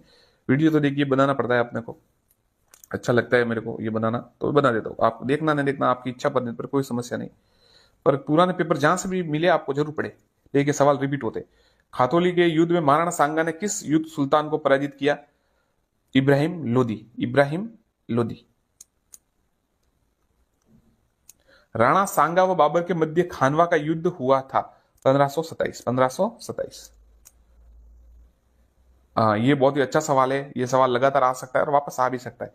खानवा के युद्ध में किन निम्नलिखित राजपूत मुस्लिम योद्धा ने बाबर के विरुद्ध महाराणा सांगा के पक्ष लिया था? महमूद लोदी, रावल उदेसिया, हसन खां मेवाती या गोकुल दास परमार? तो देखिए 1 2 3 4, तो ये चारों थे ना, ये महमूद लोदी, रावल उदेसिया, हसन खां मेवाती, गोकुल दास परमार, इन्होंने बाबर के विरुद्ध महाराणा सांगा के पक्ष में युद्ध किया। अब देखिए निम्न में से कौन सा युद्ध महाराणा सांगा और बाबर के मध्य हुआ था? खानवा, पानीपत, तराइन या चंदेरी? तो देखिए खानवा का युद्ध है वो महाराणा इसमें हुआ था, सांगा और बाबर के। एक अगर बयाना का होता तो बयाना का भी इसमें उत्तर होता, पर बयाना इसमें नहीं है। खानवा के युद्ध में महाराणा सांगा की सेना में कौन शामिल नहीं था? महमूद लोदी, हसन खां मेवाती, हकीम का सूरी या फिर मालदेव पठान? तो हकीम का सूर नहीं था, हकीम का सूर आपको पता है हल्दी घाटी में था, तो ये वहां पर तो कैसे हो सकता है? कर्नल जेम्स स्टुअर्ट ने निम्नलिखित में से किस युद्ध को मेवाड़ का मैराथन कहा? सेकंड ग्रेड 2011 में आया, सेकंड ग्रेड 2011 में। हल्दी घाटी, दिवेर, खानवा, सारंगपुर? तो मेवाड़ का मैराथन दिवेर को कहा है।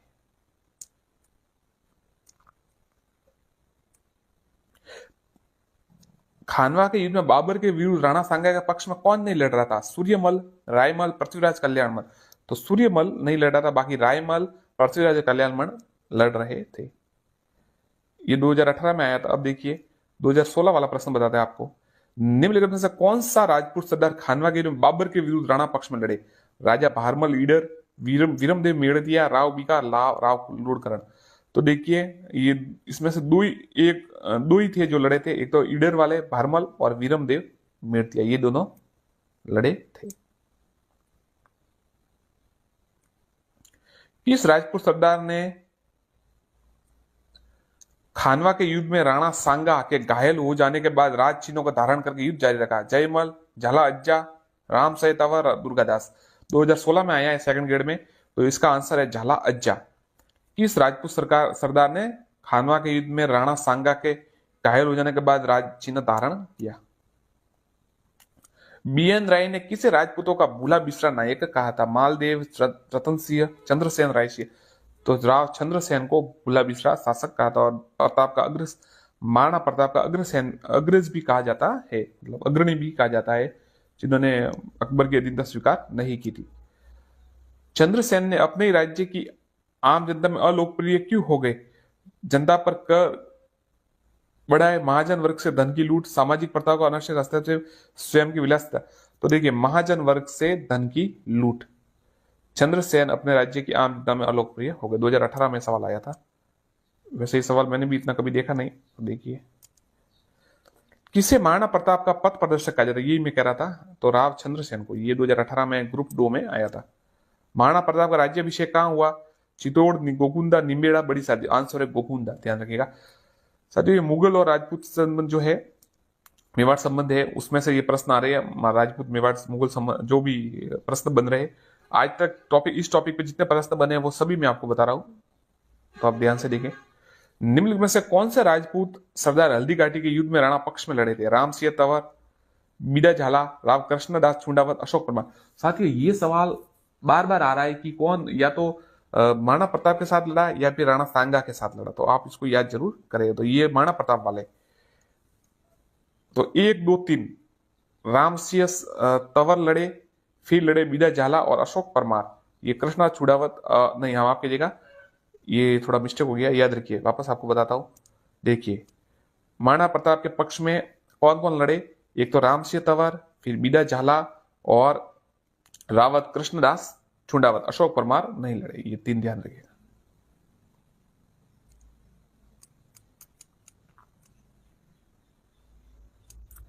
हल्दी घाटी का प्रसिद्ध युद्ध मैदान किस जिले में स्थित है? ये तो आपको पता ही होगा, आप इसका कमेंट कीजिए। उदयपुर, राजसमंद, चित्तौड़ या भीलवाड़ा, ये आप इसमें कमेंट कीजिए कि वो किस में, तो आप कमेंट कीजिए हल्दी घाटी का प्रसिद्ध मैदान। ये आंसर चलो बता देते, राजसमंद में है, राजसमंद में। फिर अगला प्रश्न देखते हैं। हल्दी घाटी का युद्ध महाराणा प्रताप के की भील सेना का कमान या किसने संभाली थी? राणा पूंजा, जीवसा, लूणा छावंडिया, ताराबिल। तो आंसर है राणा पूंजा। अब देखिए महाराणा प्रताप ने छावंड को अपनी राजधानी बनाया। मेवाड़ की राजधानी कब तक रहा? 1557, 1605, 1609 या 1615। तो 1557 तक ये रहा छावंड। 1585 में राजधानी बनी थी और 1557 तक रही। फिर देखिए वापस सवाल आया, प्रताप ने 1585 में अपनी राजधानी कहाँ स्थापित की थी? तो ये छावंड में स्थापित की थी। अकबर के संरक्षण में मानसिंह द्वारा अपना प्रथम सैन्य अभियान किसके विरुद्ध लड़ा? सुरजनहाड़ा, महाराणा प्रताप, केदार राय, रामचंद्र। तो देखिए प्रथम अभियान जो इस 2 ग्रेड 2018 में आया था, तो ये महाराणा प्रताप के विरुद्ध लड़ा, मेवाड़ के विरुद्ध। मुगलों द्वारा राजा मानसिंह को कौन से सूबे की सूबेदारी दी गई थी? कौन से सूबे? तो काबुल, बिहार और बंगाल। काबुल, बिहार और बंगाल। मानसिंह ने किस प्रांत की सूबेदारी के दौरान ईशा खां और सुलेमान केदार राय को नियंत्रित किया? बंगाल की। प्रथम बार 7 हजारी और मनसब मिर्जा राजा की उपाधि प्राप्त करने वाला आमेर शासक था? मानसिंह। तो मानसिंह से जुड़े काफी प्रश्न आ रहे हैं, ये ध्यान रखिएगा आप। किस सन में अकबर ने मानसिंह को 7,000 व 6,000 सवार का मनसब प्रदान किया? तो आंसर है 1605।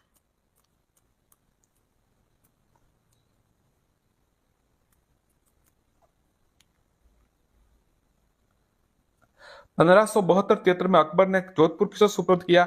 मोटा राजा उदय सिंह, बीकानेर के राय सिंह, आमेर के मान सिंह, मालदेव के, तो बीकानेर के राय सिंह को 72-73 में ये जोधपुर सुपुर्द कर दिया।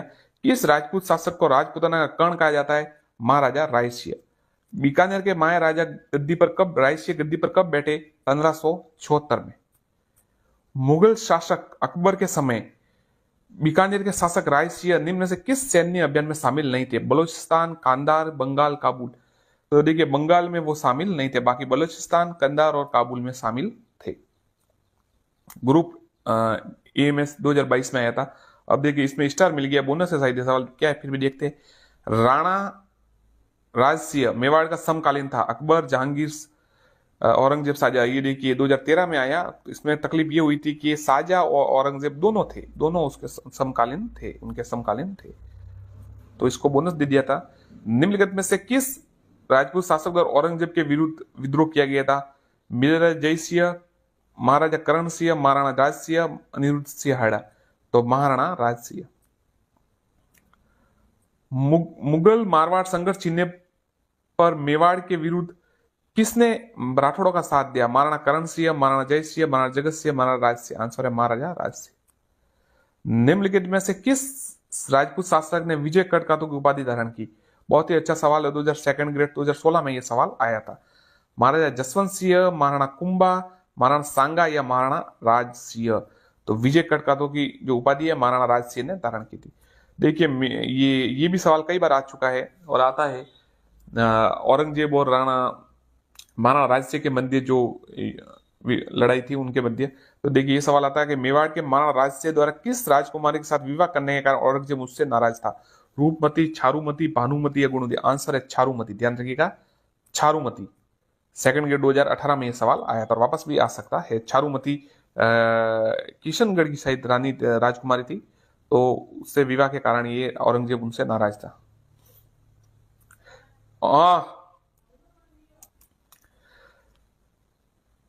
कतिपय राजपूत शासकों की सूची नीचे दी जा रही है। राणा सांगा, चंद्रसेन, मानसिंह, रायसिंह, इनमें से किन दो का चयन करें जिन्होंने मुगल का सहयोग किया? तो देखिए मानसिंह ने किया और राय सिंह ने किया, राणा सांगा और चंद्रसेन ने नहीं किया। कुंभा के विषय में असत्य कथन बताना है आपको। वह स्वयं विद्वान नहीं था, विद्वानों को आश्रय देता था, ये बिल्कुल असत्य है। कुंभा खुद भी बहुत विद्वान थे, तो यही गलत हो गया। बाकी कुंभलगढ़ का निर्माता, संगीत प्रेमी, मेवाड़ के महान शासकों में बिल्कुल सही है। अकबर ने सर्वोच्च मनसब 7,000 किस राजपूत शासक को दिया? राजा भारमल, मोटा राजा उदयसिंह, राजा मानसिंह, भगवान? उत्तर है राजा मानसिंह।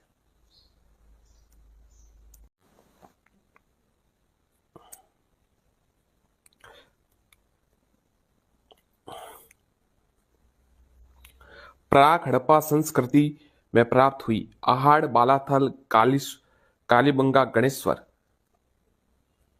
कालीबंगा में प्राप्त हुई। निम्नलिखित में से कौन कालीबंगा के उत्खनन से संबंधित नहीं है? बीके थापर, एमडी खरे, बीबी लाल या पीजी बाल? तो ये पीजी लाल है ना, ये इससे संबंधित नहीं है। बाकी बीके थापर है, एमडी खरे और बीबी लाल भी है। निम्न में से कौन कालीबंगा पुरातत्व स्थल की खुदाई में बीबी लाल का सहयोगी नहीं रहे? एमडी खरे, के एम श्रीवास्तव, एसपी जैन या ये त्रिपाठी? तो कालीबंगा पुरातत्व स्थल की खुदाई में बीबी लाल का सहयोग देखिए ये एमडी खरे नहीं रहे। बाकी के एम श्रीवास्तव, एसपी जैन और ये त्रिपाठी रहे। निम्न में से किस इतिहासवेता ने कालीबंगा को सिंधु घाटी की साम्राज्य की तृतीय राजधानी या तीसरी राजधानी कहा? सी.एच. जोसा, श्यामलाल दास, दशरथ शर्मा और दयाराम साहनी? तो आंसर है दशरथ शर्मा, दशरथ शर्मा। ये सवाल 2013 सेकंड ग्रेड में आया था, मैंने भी दिया था ये पेपर। और ये सवाल किसी दूसरी गाइड से मैंने पढ़ा था, उसमें कुछ अलग उत्तर लिखा हुआ था तो गलत हो गया था वहां पर, ये साहनी लिख दिया शायद मैंने, कुछ ऐसा। या दूसरी गाइड में भी आपको होता मिस्टेक हो दिया कहीं कहीं, मैं नाम नहीं बताऊंगा गाइड का, जाने दीजिए। पर दशरथ शर्मा इसका उत्तर है, तीसरी राजधानी कहा था, याद कीजिए। 7 अग्नि वेदिकाओं की पंक्ति प्राप्त हुई आहाड़, बेराट, गणेश्वर, कालीबंगा? आंसर है कालीबंगा। जूते हुए खेत के प्रमाण निम्न में से किस पुरास्थल में मिले? आहाड़, कालीबंगा, गणेश्वर, बेराट? आंसर है कालीबंगा। सेकंड ग्रेड 2016 में ग्रुप ए में सवाल आया था। साथियों हम जो ये प्रश्न करवा रहे हैं, ये आज तक के सभी पेपरों में जो प्रश्न है, इससे पहले भी 2 वीडियोस अपलोड हो चुके हैं, लगभग 1 घंटे के साइड, 1 आवर्स के। तो ये तीसरा वीडियो है, अब देख सकते हैं इसको। और रिपीट होते सवाल, इसलिए एक बार जरूर देखें। आहाड़ के उत्खनन का कार्य सर्वप्रथम 1953 में किसके नेतृत्व में हुआ? अक्षय कीर्ति व्यास, रतन चंद्र अग्रवाल, एस.टी. साकलिया, वी.एन. मिश्र? आंसर है अक्षय कीर्ति व्यास। निम्नलिखित में से किस सभ्यता को धूलकोट भी कहा जाता है? कालीबंगा, आहाड़, बालाथल या बेरठ? आंसर है आहाड़। ये सेकंड ग्रेड में 2022 में आया था। आहाड़ इसका उत्तर है। इस सभ्यता को धूलकोट कहा जाता है। और ये देखिए आहाड़ के उत्खनन का कार्य सर्वप्रथम 1953 में किसके नेतृत्व में हुआ? तो इसका उत्तर है अक्षय कीर्ति व्यास। आगे सवाल देखते हैं। किस पुरातत्व के स्थल को वापस देखिए धूलकोट के नाम से भी जाना जाता है? नमाना, भागोर, आहाड़ या नागदा? आहाड़। और अब ये देखिए ये का ये सवाल 2016 में आया, फिर 2018 में भी आया, मतलब साफ पता चलता है कि सवाल रिपीट होते हैं, इसलिए पुराने पेपर जरूर देखिए। कम से कम 7-8 सवाल का फायदा हो जाए तो आप मेरिट में आ जाएगी। निम्न में से किस स्थल को ताम्रवर्ती नगरी के नाम से जाना जाता है? बेराट, आहाड़, कालीबंगा, बागोर? आंसर है आहाड़, ताम्रवर्ती नगरी के नाम से। आहाड़ को किस संस्कृति का केंद्र माना जाता है? काले मृद भांड, तांबे के मृद भांड, चांदी के मृद भांड या लाल काले मृद भांड? तो आंसर है लाल काले मृद भांड। आहार के विषय में निम्न कथनों पे कौन सा कथन असत्य है? 2016 में आया यह सवाल। आहार के विषय में निम्नलिखित कथनों में से कौन सा कथन असत्य है? आहार के उत्खनन से मानव जीवन के विभिन्न क्षणों पर प्रकाश पड़ता है, यह सही है। मिट्टी अथवा कच्ची ईंटों से निर्मित भवन अब उपलब्ध नहीं है। आहारवासी दीवारों और नींवों को मजबूत व सौंदर्य बनाने के लिए मिट्टी में क्वार्ट्ज व टुकड़े चिप्स के सम्मिश्रण करते रहे, ये भी सही है। आवश्यक भवनों की नींव ईंटों की होती थी, ये गलत है। कौन सी सभ्यता या कौन सी वस्तु आहार से संबंधित नहीं है? छावल, कृष्ण लोहित मृद भांड, तांबे की वस्तुएं, चित्रित धूसर मृद भांड, ये सही नहीं है। बाकी देखिए चावल भी है, जो लाल काले लोहित लाल मृद भांड भी है और तांबे की वस्तुएं भी है। कौन सी फसल आहार में नहीं होता था? गेहूं, चावल, जौ, बाज। तो देखिए इसको स्टार मिला था, मतलब शायद ये बोनस मिला था उस समय, तो ये सवाल अब वापस रिपीट होने की पॉसिबिलिटी कम है। आहार के उत्खनन से प्राप्त कौन सी प्राप्य बाह्य सामग्री को संकेत देती है?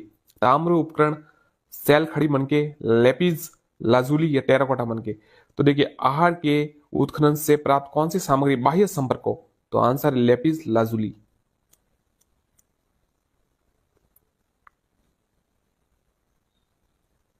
निम्न में से कौन सा एक युग्म सही सुमिलित नहीं है? कालीबंगा अमलानंद घोष, ये तो सही है। आहार एसटी साकलिया भी सही है। बागोर वीएन मिश्रा भी सही है। बैराट है ना, केदार पुनातपुरी नहीं है, बाकी तीनों सही है। देखिए कालीबंगा अमलानंद घोष है, आहार एचडी साकलिया है और बागोर वीएन मिश्र है। निम्न में से कौन सी सभ्यता कांतली नदी के उद्गम पर स्थित है? रंग महल, बैराट, गणेश्वर या फिर कालीबंगा। ये तो गणेश्वर शिखर ये होगा इधर, कांतली नदी, तो गणेश्वर इसका उत्तर है। ये सेकंड ग्रेड 2022 में आया था। निम्न में से राजस्थान में ताम्र युगीन सभ्यता का प्रारंभिक केंद्र किसे माना जाता है? बालाथल, गणेश्वर, आहाड़ या बैराट। ताम्र युगीन सभ्यता का प्रारंभिक केंद्र, ये आंसर है गणेश्वर, ये 2022 में आया था। किस ताम्र पाषाणिक स्थल पर सबसे ज्यादा ताम्र सामग्री प्राप्त हुई? देखिए ये आहार भी जैसे ताम्र है, पर फिर भी देखिए सबसे ज्यादा जो प्राप्त हुई है वो गणेश्वर में प्राप्त हुई है।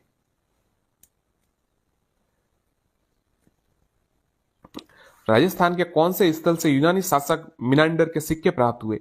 ये देखिए 2011 में आया था सेकंड में, ये 2000 और कोड से इसका आंसर तय हुआ था। तो देखिए मिनांडर के सिक्के, कालीबंगा, बैराट या आहाड़ या नगर, तो आंसर है बैराट, बैराट इसका उत्तर है। साथियों हम काफी वस्तुनिष्ठ प्रश्न अलग अलग टॉपिक पे भी ला रहे हैं, रीड के भी ला रहे हैं, सेकंड ग्रेड फर्स्ट ग्रेड सभी के लिए ला रहे हैं, और अलग अलग वीडियो आ रहे हैं। ये वीडियो जो संबंधित है वो पुराने पेपरों से संबंधित, जितने भी पुराने पेपर में प्रश्न आए, क्योंकि प्रश्न वापस रिपीट होते रहते हैं, तो इससे संबंधित आप अगर अपडेट चाहते हैं तो आप चैनल को सब्सक्राइब, अगर आपकी इच्छा हो तो जरूर कीजिए, और कर सकते हैं तो आपके अच्छे वीडियो आएंगे, ये बात मैं गारंटी दे सकता हूँ। बाकी आपकी मर्जी है, कीजिए ना कीजिए वो अलग बात है। बैराट विराटनगर में प्रथम उत्खनन किस नेतृत्व में किया? Dayaram Sahni, doctor N R Banerji, B R Ambedkar, D R Bhandarkar या आरसी अग्रवाल। विराटनगर में प्रथम उत्खनन दयाराम साहनी। सन 1837 में बीजक पहाड़ी बैराट स्थित अशोक के शिलालेख को किसने खोजा? Captain Burt, colonel James Tod, captain Hawkins, RC Agrawal. तो देखिए बीजक की पहाड़ी बैराट में अशोक के शिला कैप्टन बर्ट ने खोजा। निम्नलिखित में से किस प्राचीन सभ्यता में सम्राट अशोक के 2 शिलालेख पाए जाते हैं? निम्न में से किस प्राचीन सभ्यता में सम्राट अशोक के 2 शिलालेख पाए जाते हैं? बनास, गणेश्वर, कालीबंगा या बैराट। तो आंसर है बैराट। निम्नलिखित में से कौन सा विकल्प बैराट से संबंधित नहीं है? भीमजी की डुंगरी, बीजक की डुंगरी, महादेव जी की डुंगरी, राव जी की डुंगरी। तो देखिए बैराट से संबंधित भीमजी की डुंगरी है, बीजक की डुंगरी भी है और महादेव जी की डुंगरी है, ये राव जी की डुंगरी नहीं है। तो 3 याद कीजिए, भीमजी, महादेव जी और बीजक।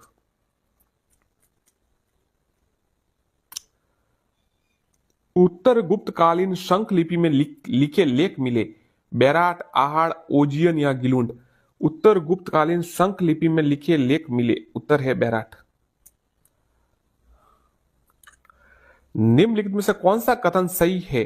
निम्नलिखित में से कौन सा कथन सही है? गणेश्वर एक उत्खनन स्थल नहीं है, बैराट एक ग्रामीण संस्कृति केंद्र था, कालीबंगा लोह युग संस्कृति का उदाहरण था, आहड़वासी का महत्वपूर्ण व्यवसाय अयस्क तांबे का गलत या तांबे वस्त्र बनाना था। तो देखिए सही है। तो ये आहड़वासियों का महत्वपूर्ण व्यवसाय अयस्क का गलन तांबे का वस्तुएं बनाना था, ये सही है। अब मिलान करना है आपको। कालीबंगा, आहड़, गणेश्वर, बैराट। तो देखिए सुमिलित नहीं है वो बताना है। आहड़ उदयपुर बिल्कुल सही है, गणेश्वर शिखर भी सही है, बैराट जयपुर, कालीबंगा हनुमानगढ़ में है, ये चूरू गलत है।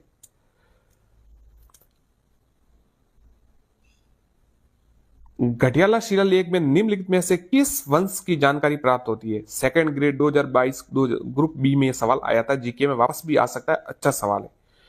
गुहिलोत, कछुआ, सिसोदिया या मंडोर के प्रथियार? घटियाला शिलालेख में किस वंश की जान, तो आंसर दीजिए, कमेंट कीजिए। आंसर है मंडोर के प्रथियार। निम्नलिखित में से किन अभिलेखों में प्रतिहारों को गुर्जर कहा गया है? नीलकुंड, देवली, राधनपुर या कराड़? कमेंट कीजिए अगर आपको पता हो तो। निम्नलिखित में से किन अभिलेखों को में प्रतिहारों को गुर्जर कहा गया है? तो देखिए इसका आंसर है ABCD, मतलब तीन चारों, नीलकुंड, देवली, राधनपुर और कराड़, चारों में ये आंसर है, याद रखिएगा। देखिए सर इसमें कोई इतना इंपॉर्टेंट नहीं है कि आप मतलब पढ़े जल्दी जल्दी, ये कोई इंपॉर्टेंट नहीं है, आपको याद होना चाहिए, एक बार में सवाल याद होना चाहिए। आपको इतना फोकस करना चाहिए क्योंकि एक कोटेशन है, ध्यान रखिएगा कि जो मिनटे जो जल्दबाजी करते हैं वो मिनटे बचाकर घंटे बर्बाद कर देते हैं, यह ध्यान रखिएगा। तो मतलब जल्दबाजी कभी ना करे, आराम से पढ़े और शांति से पढ़े। राजस्थान में संस्कृत का प्राचीनतम अभिलेख कहाँ है? नानसा, पुष्कर, बयाना, गोसंडी। तो राजस्थान में संस्कृत का प्राचीनतम अभिलेख है गोसुंडी। जैन मंदिर की स्थापना का उल्लेख करने वाला प्रतिहार अभिलेख कौन सा है? मंडोर का अभिलेख, नाडोल का अभिलेख, नागदा का अभिलेख, घटियाला का अभिलेख? जैन मंदिर की स्थापना करने वाला प्रतिहार अभिलेख, आंसर है घटियाला का अभिलेख। प्रतिहारों की 26 शाखाओं में से सबसे प्राचीन शाखा ग्वालियर, मंडोर, उज्जैन या कन्नौज? तो आंसर है मंडोर। प्रतिहारों की 26 शाखाओं में सबसे प्राचीन शाखा मंडोर।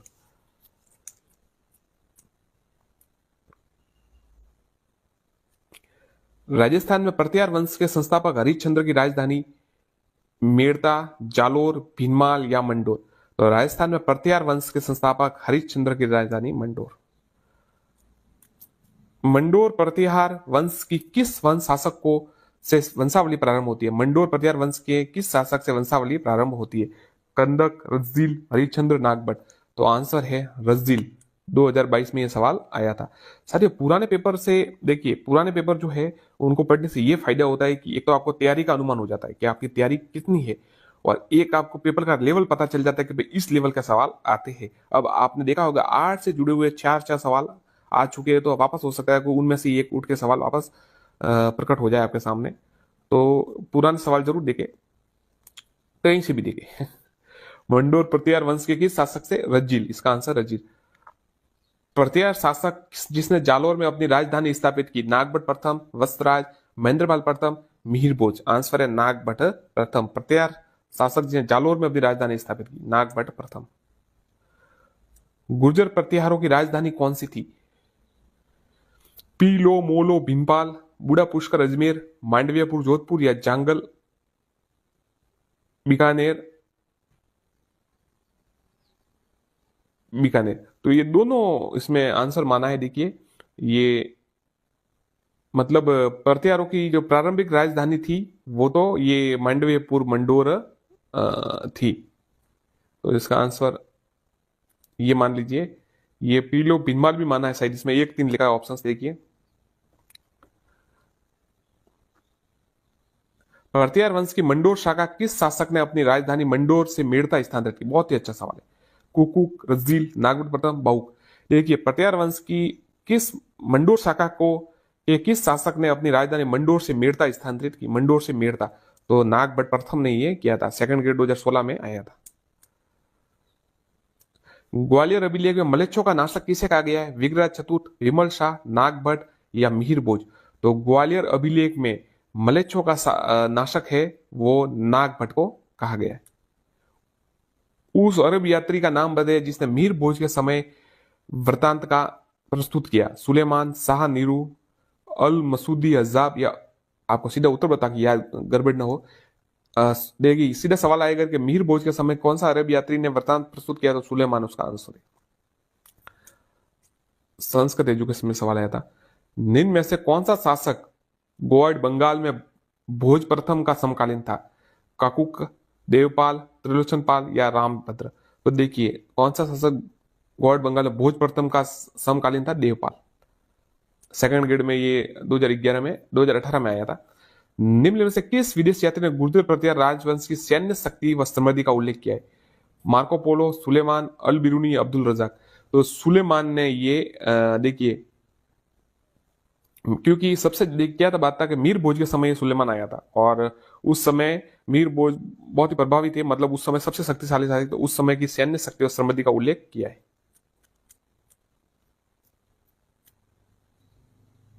निम्नलिखित में से गुर्जर प्रतिहार शासकों में से किस ने ग्वालियर प्रशस्ति उत्कीर्ण कराया? नागभट्ट सेकंड, कुकुक, मीर भोज, महेंद्रपाल? आंसर है मीर भोज। निम्न में से किस गुर्जर प्रतिहार शासकों में किसने ग्वालियर प्रशस्ति का उत्कीर्ण कराया? मीर भोज। निम्न में से कौन सा एक मंदिर गुर्जर प्रतिहार शैली का माना जाता है? सोमेश्वर मंदिर किराड़ू, याद रखिए सोमेश्वर मंदिर किराड़ू।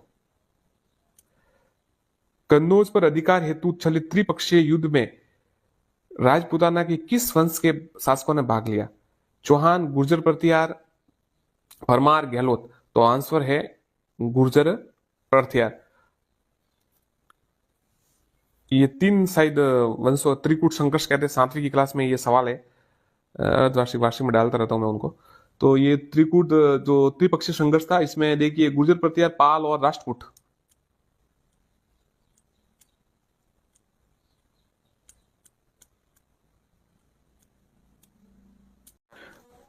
दो 2011वीं जनगणना है 15वीं, 12वीं, 16वीं या 14वीं? आंसर है 15वीं, और अब जो होगी वो 16वीं होगी। राजस्थान की पहली जातीय जनगणना प्रस्तावित है 1 नवंबर 2011 से। अब ये सवाल सेकंड ग्रेड में आया, तब किस हिसाब से आया? जातीय जनगणना तो हुई नहीं शायद, प्रस्तावित थी शायद उस समय, कुछ होगा। 2011 की जनगणना के अनुसार जनसंख्या की दृष्टि से राजस्थान का स्थान है 10वां, 7वां, 8वां या 5वां? तो 8वां स्थान है। अब कथन देखिए, राजस्थान में जनसंख्या का वितरण असमान है। आर, राज्य में जलवायु उच्च वक्षीय कारकों में विविधता पाई जाती है। तो एस और आर दोनों सही है। ये देखिए 2018 में सवाल ये आया था।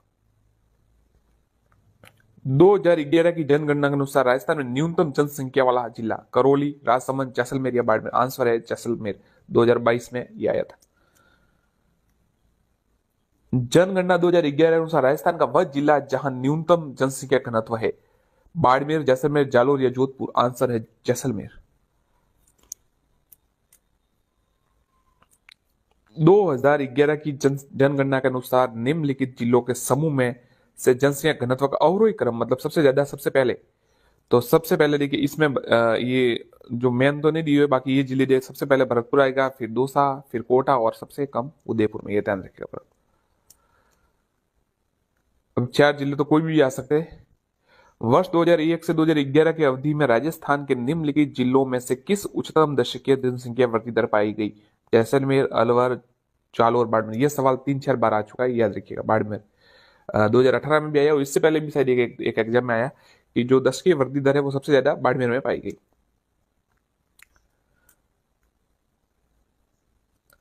दशक 2001-11 के मध्य राजस्थान में किस जिले में जनसंख्या सर्वाधिक रही? ये बाड़मेर। देखा मैंने कहा ना आपको, ये देखिए 2018 में आया, 2022 में भी ये कई सवाल आया। समझ सकते हैं कितने सवाल रिपीट होते। 2001-2011 के दशक के दौरान राजस्थान में न्यूनतम जनसंख्या वृद्धि दर वाले जिलों का युग्म गंगानगर और झुंझुनू। गंगानगर और झुंझुनू, ये सेकंड ग्रेड 22 में आया, गंगानगर और झुंझुनू। साथियों हम आपको ये सवाल करवा रहे हैं पुराने पेपरों से, कि आज तक जितने परीक्षा है उनमें पेपर से जितने भी प्रश्न आते हैं टॉपिक वाइज, ये टॉपिक वाइज प्रश्न है। जैसे जनसंख्या का टॉपिक है तो आज तक जनसंख्या के संबंधित कितने प्रश्न है वो सभी आपको बताए। इससे पहले भी सब बता दिए हमने आपको। भौतिक विस्तार है, कृषि है, सभी आ रहे हैं, आगे भी और उद्योग भी आएंगे, सभी आएंगे। तो अगर आप चाहे तो वीडियो लंबा है पर देख सकते हैं। सन 2001 से 11 के बीच राजस्थान में कौन से जिले में जनसंख्या दर की वृद्धि दर 30% से अधिक दर्शाई गई? तो देखिए इसका आंसर सीडी मतलब जोधपुर और बाड़मेर। 2018 स्पेशल एजुकेशन में सवाल आया था। और सबसे बड़ी बात साथियों इसमें ये कि सवाल है ना रिपीट हो रहे हैं, देख आप खुद देख सकते हैं, मतलब एक टॉपिक से वो का वो सवाल वापस। तो अब की बार अगर परीक्षा में जाए और ये प्रश्न रिपीट हो जाता आपके 4-5 सवाल को, आप समझ सकते 10 से 15 सवाल का फायदा हो जाएगा। 15 सवाल में तो मेरिट बनती है, तो थोड़ा ध्यान रखिए। पुराने पेपर पढ़िए यहाँ से, आपको मैंने कहा था कि हमारे यहाँ से पढ़िए, आपको जहाँ ठीक लगे वहां पढ़िए, पर पुराने पेपर एक बार देख के जाइए। 2011 की जनगणना अनुसार राजस्थान की कुल साक्षरता 66.1% या 10%। ये 10%, 66.1 है मतलब एक एक जीरो आएगा पीछे। 2011 की जनगणना के अनुसार राजस्थान में ग्रामीण व शहरी साक्षरता दर है, ग्रामीण और शहरी, तो देखिए 61.4 और 79.7, ये शहरी और ग्रामीण साक्षरता दर है। राजस्थान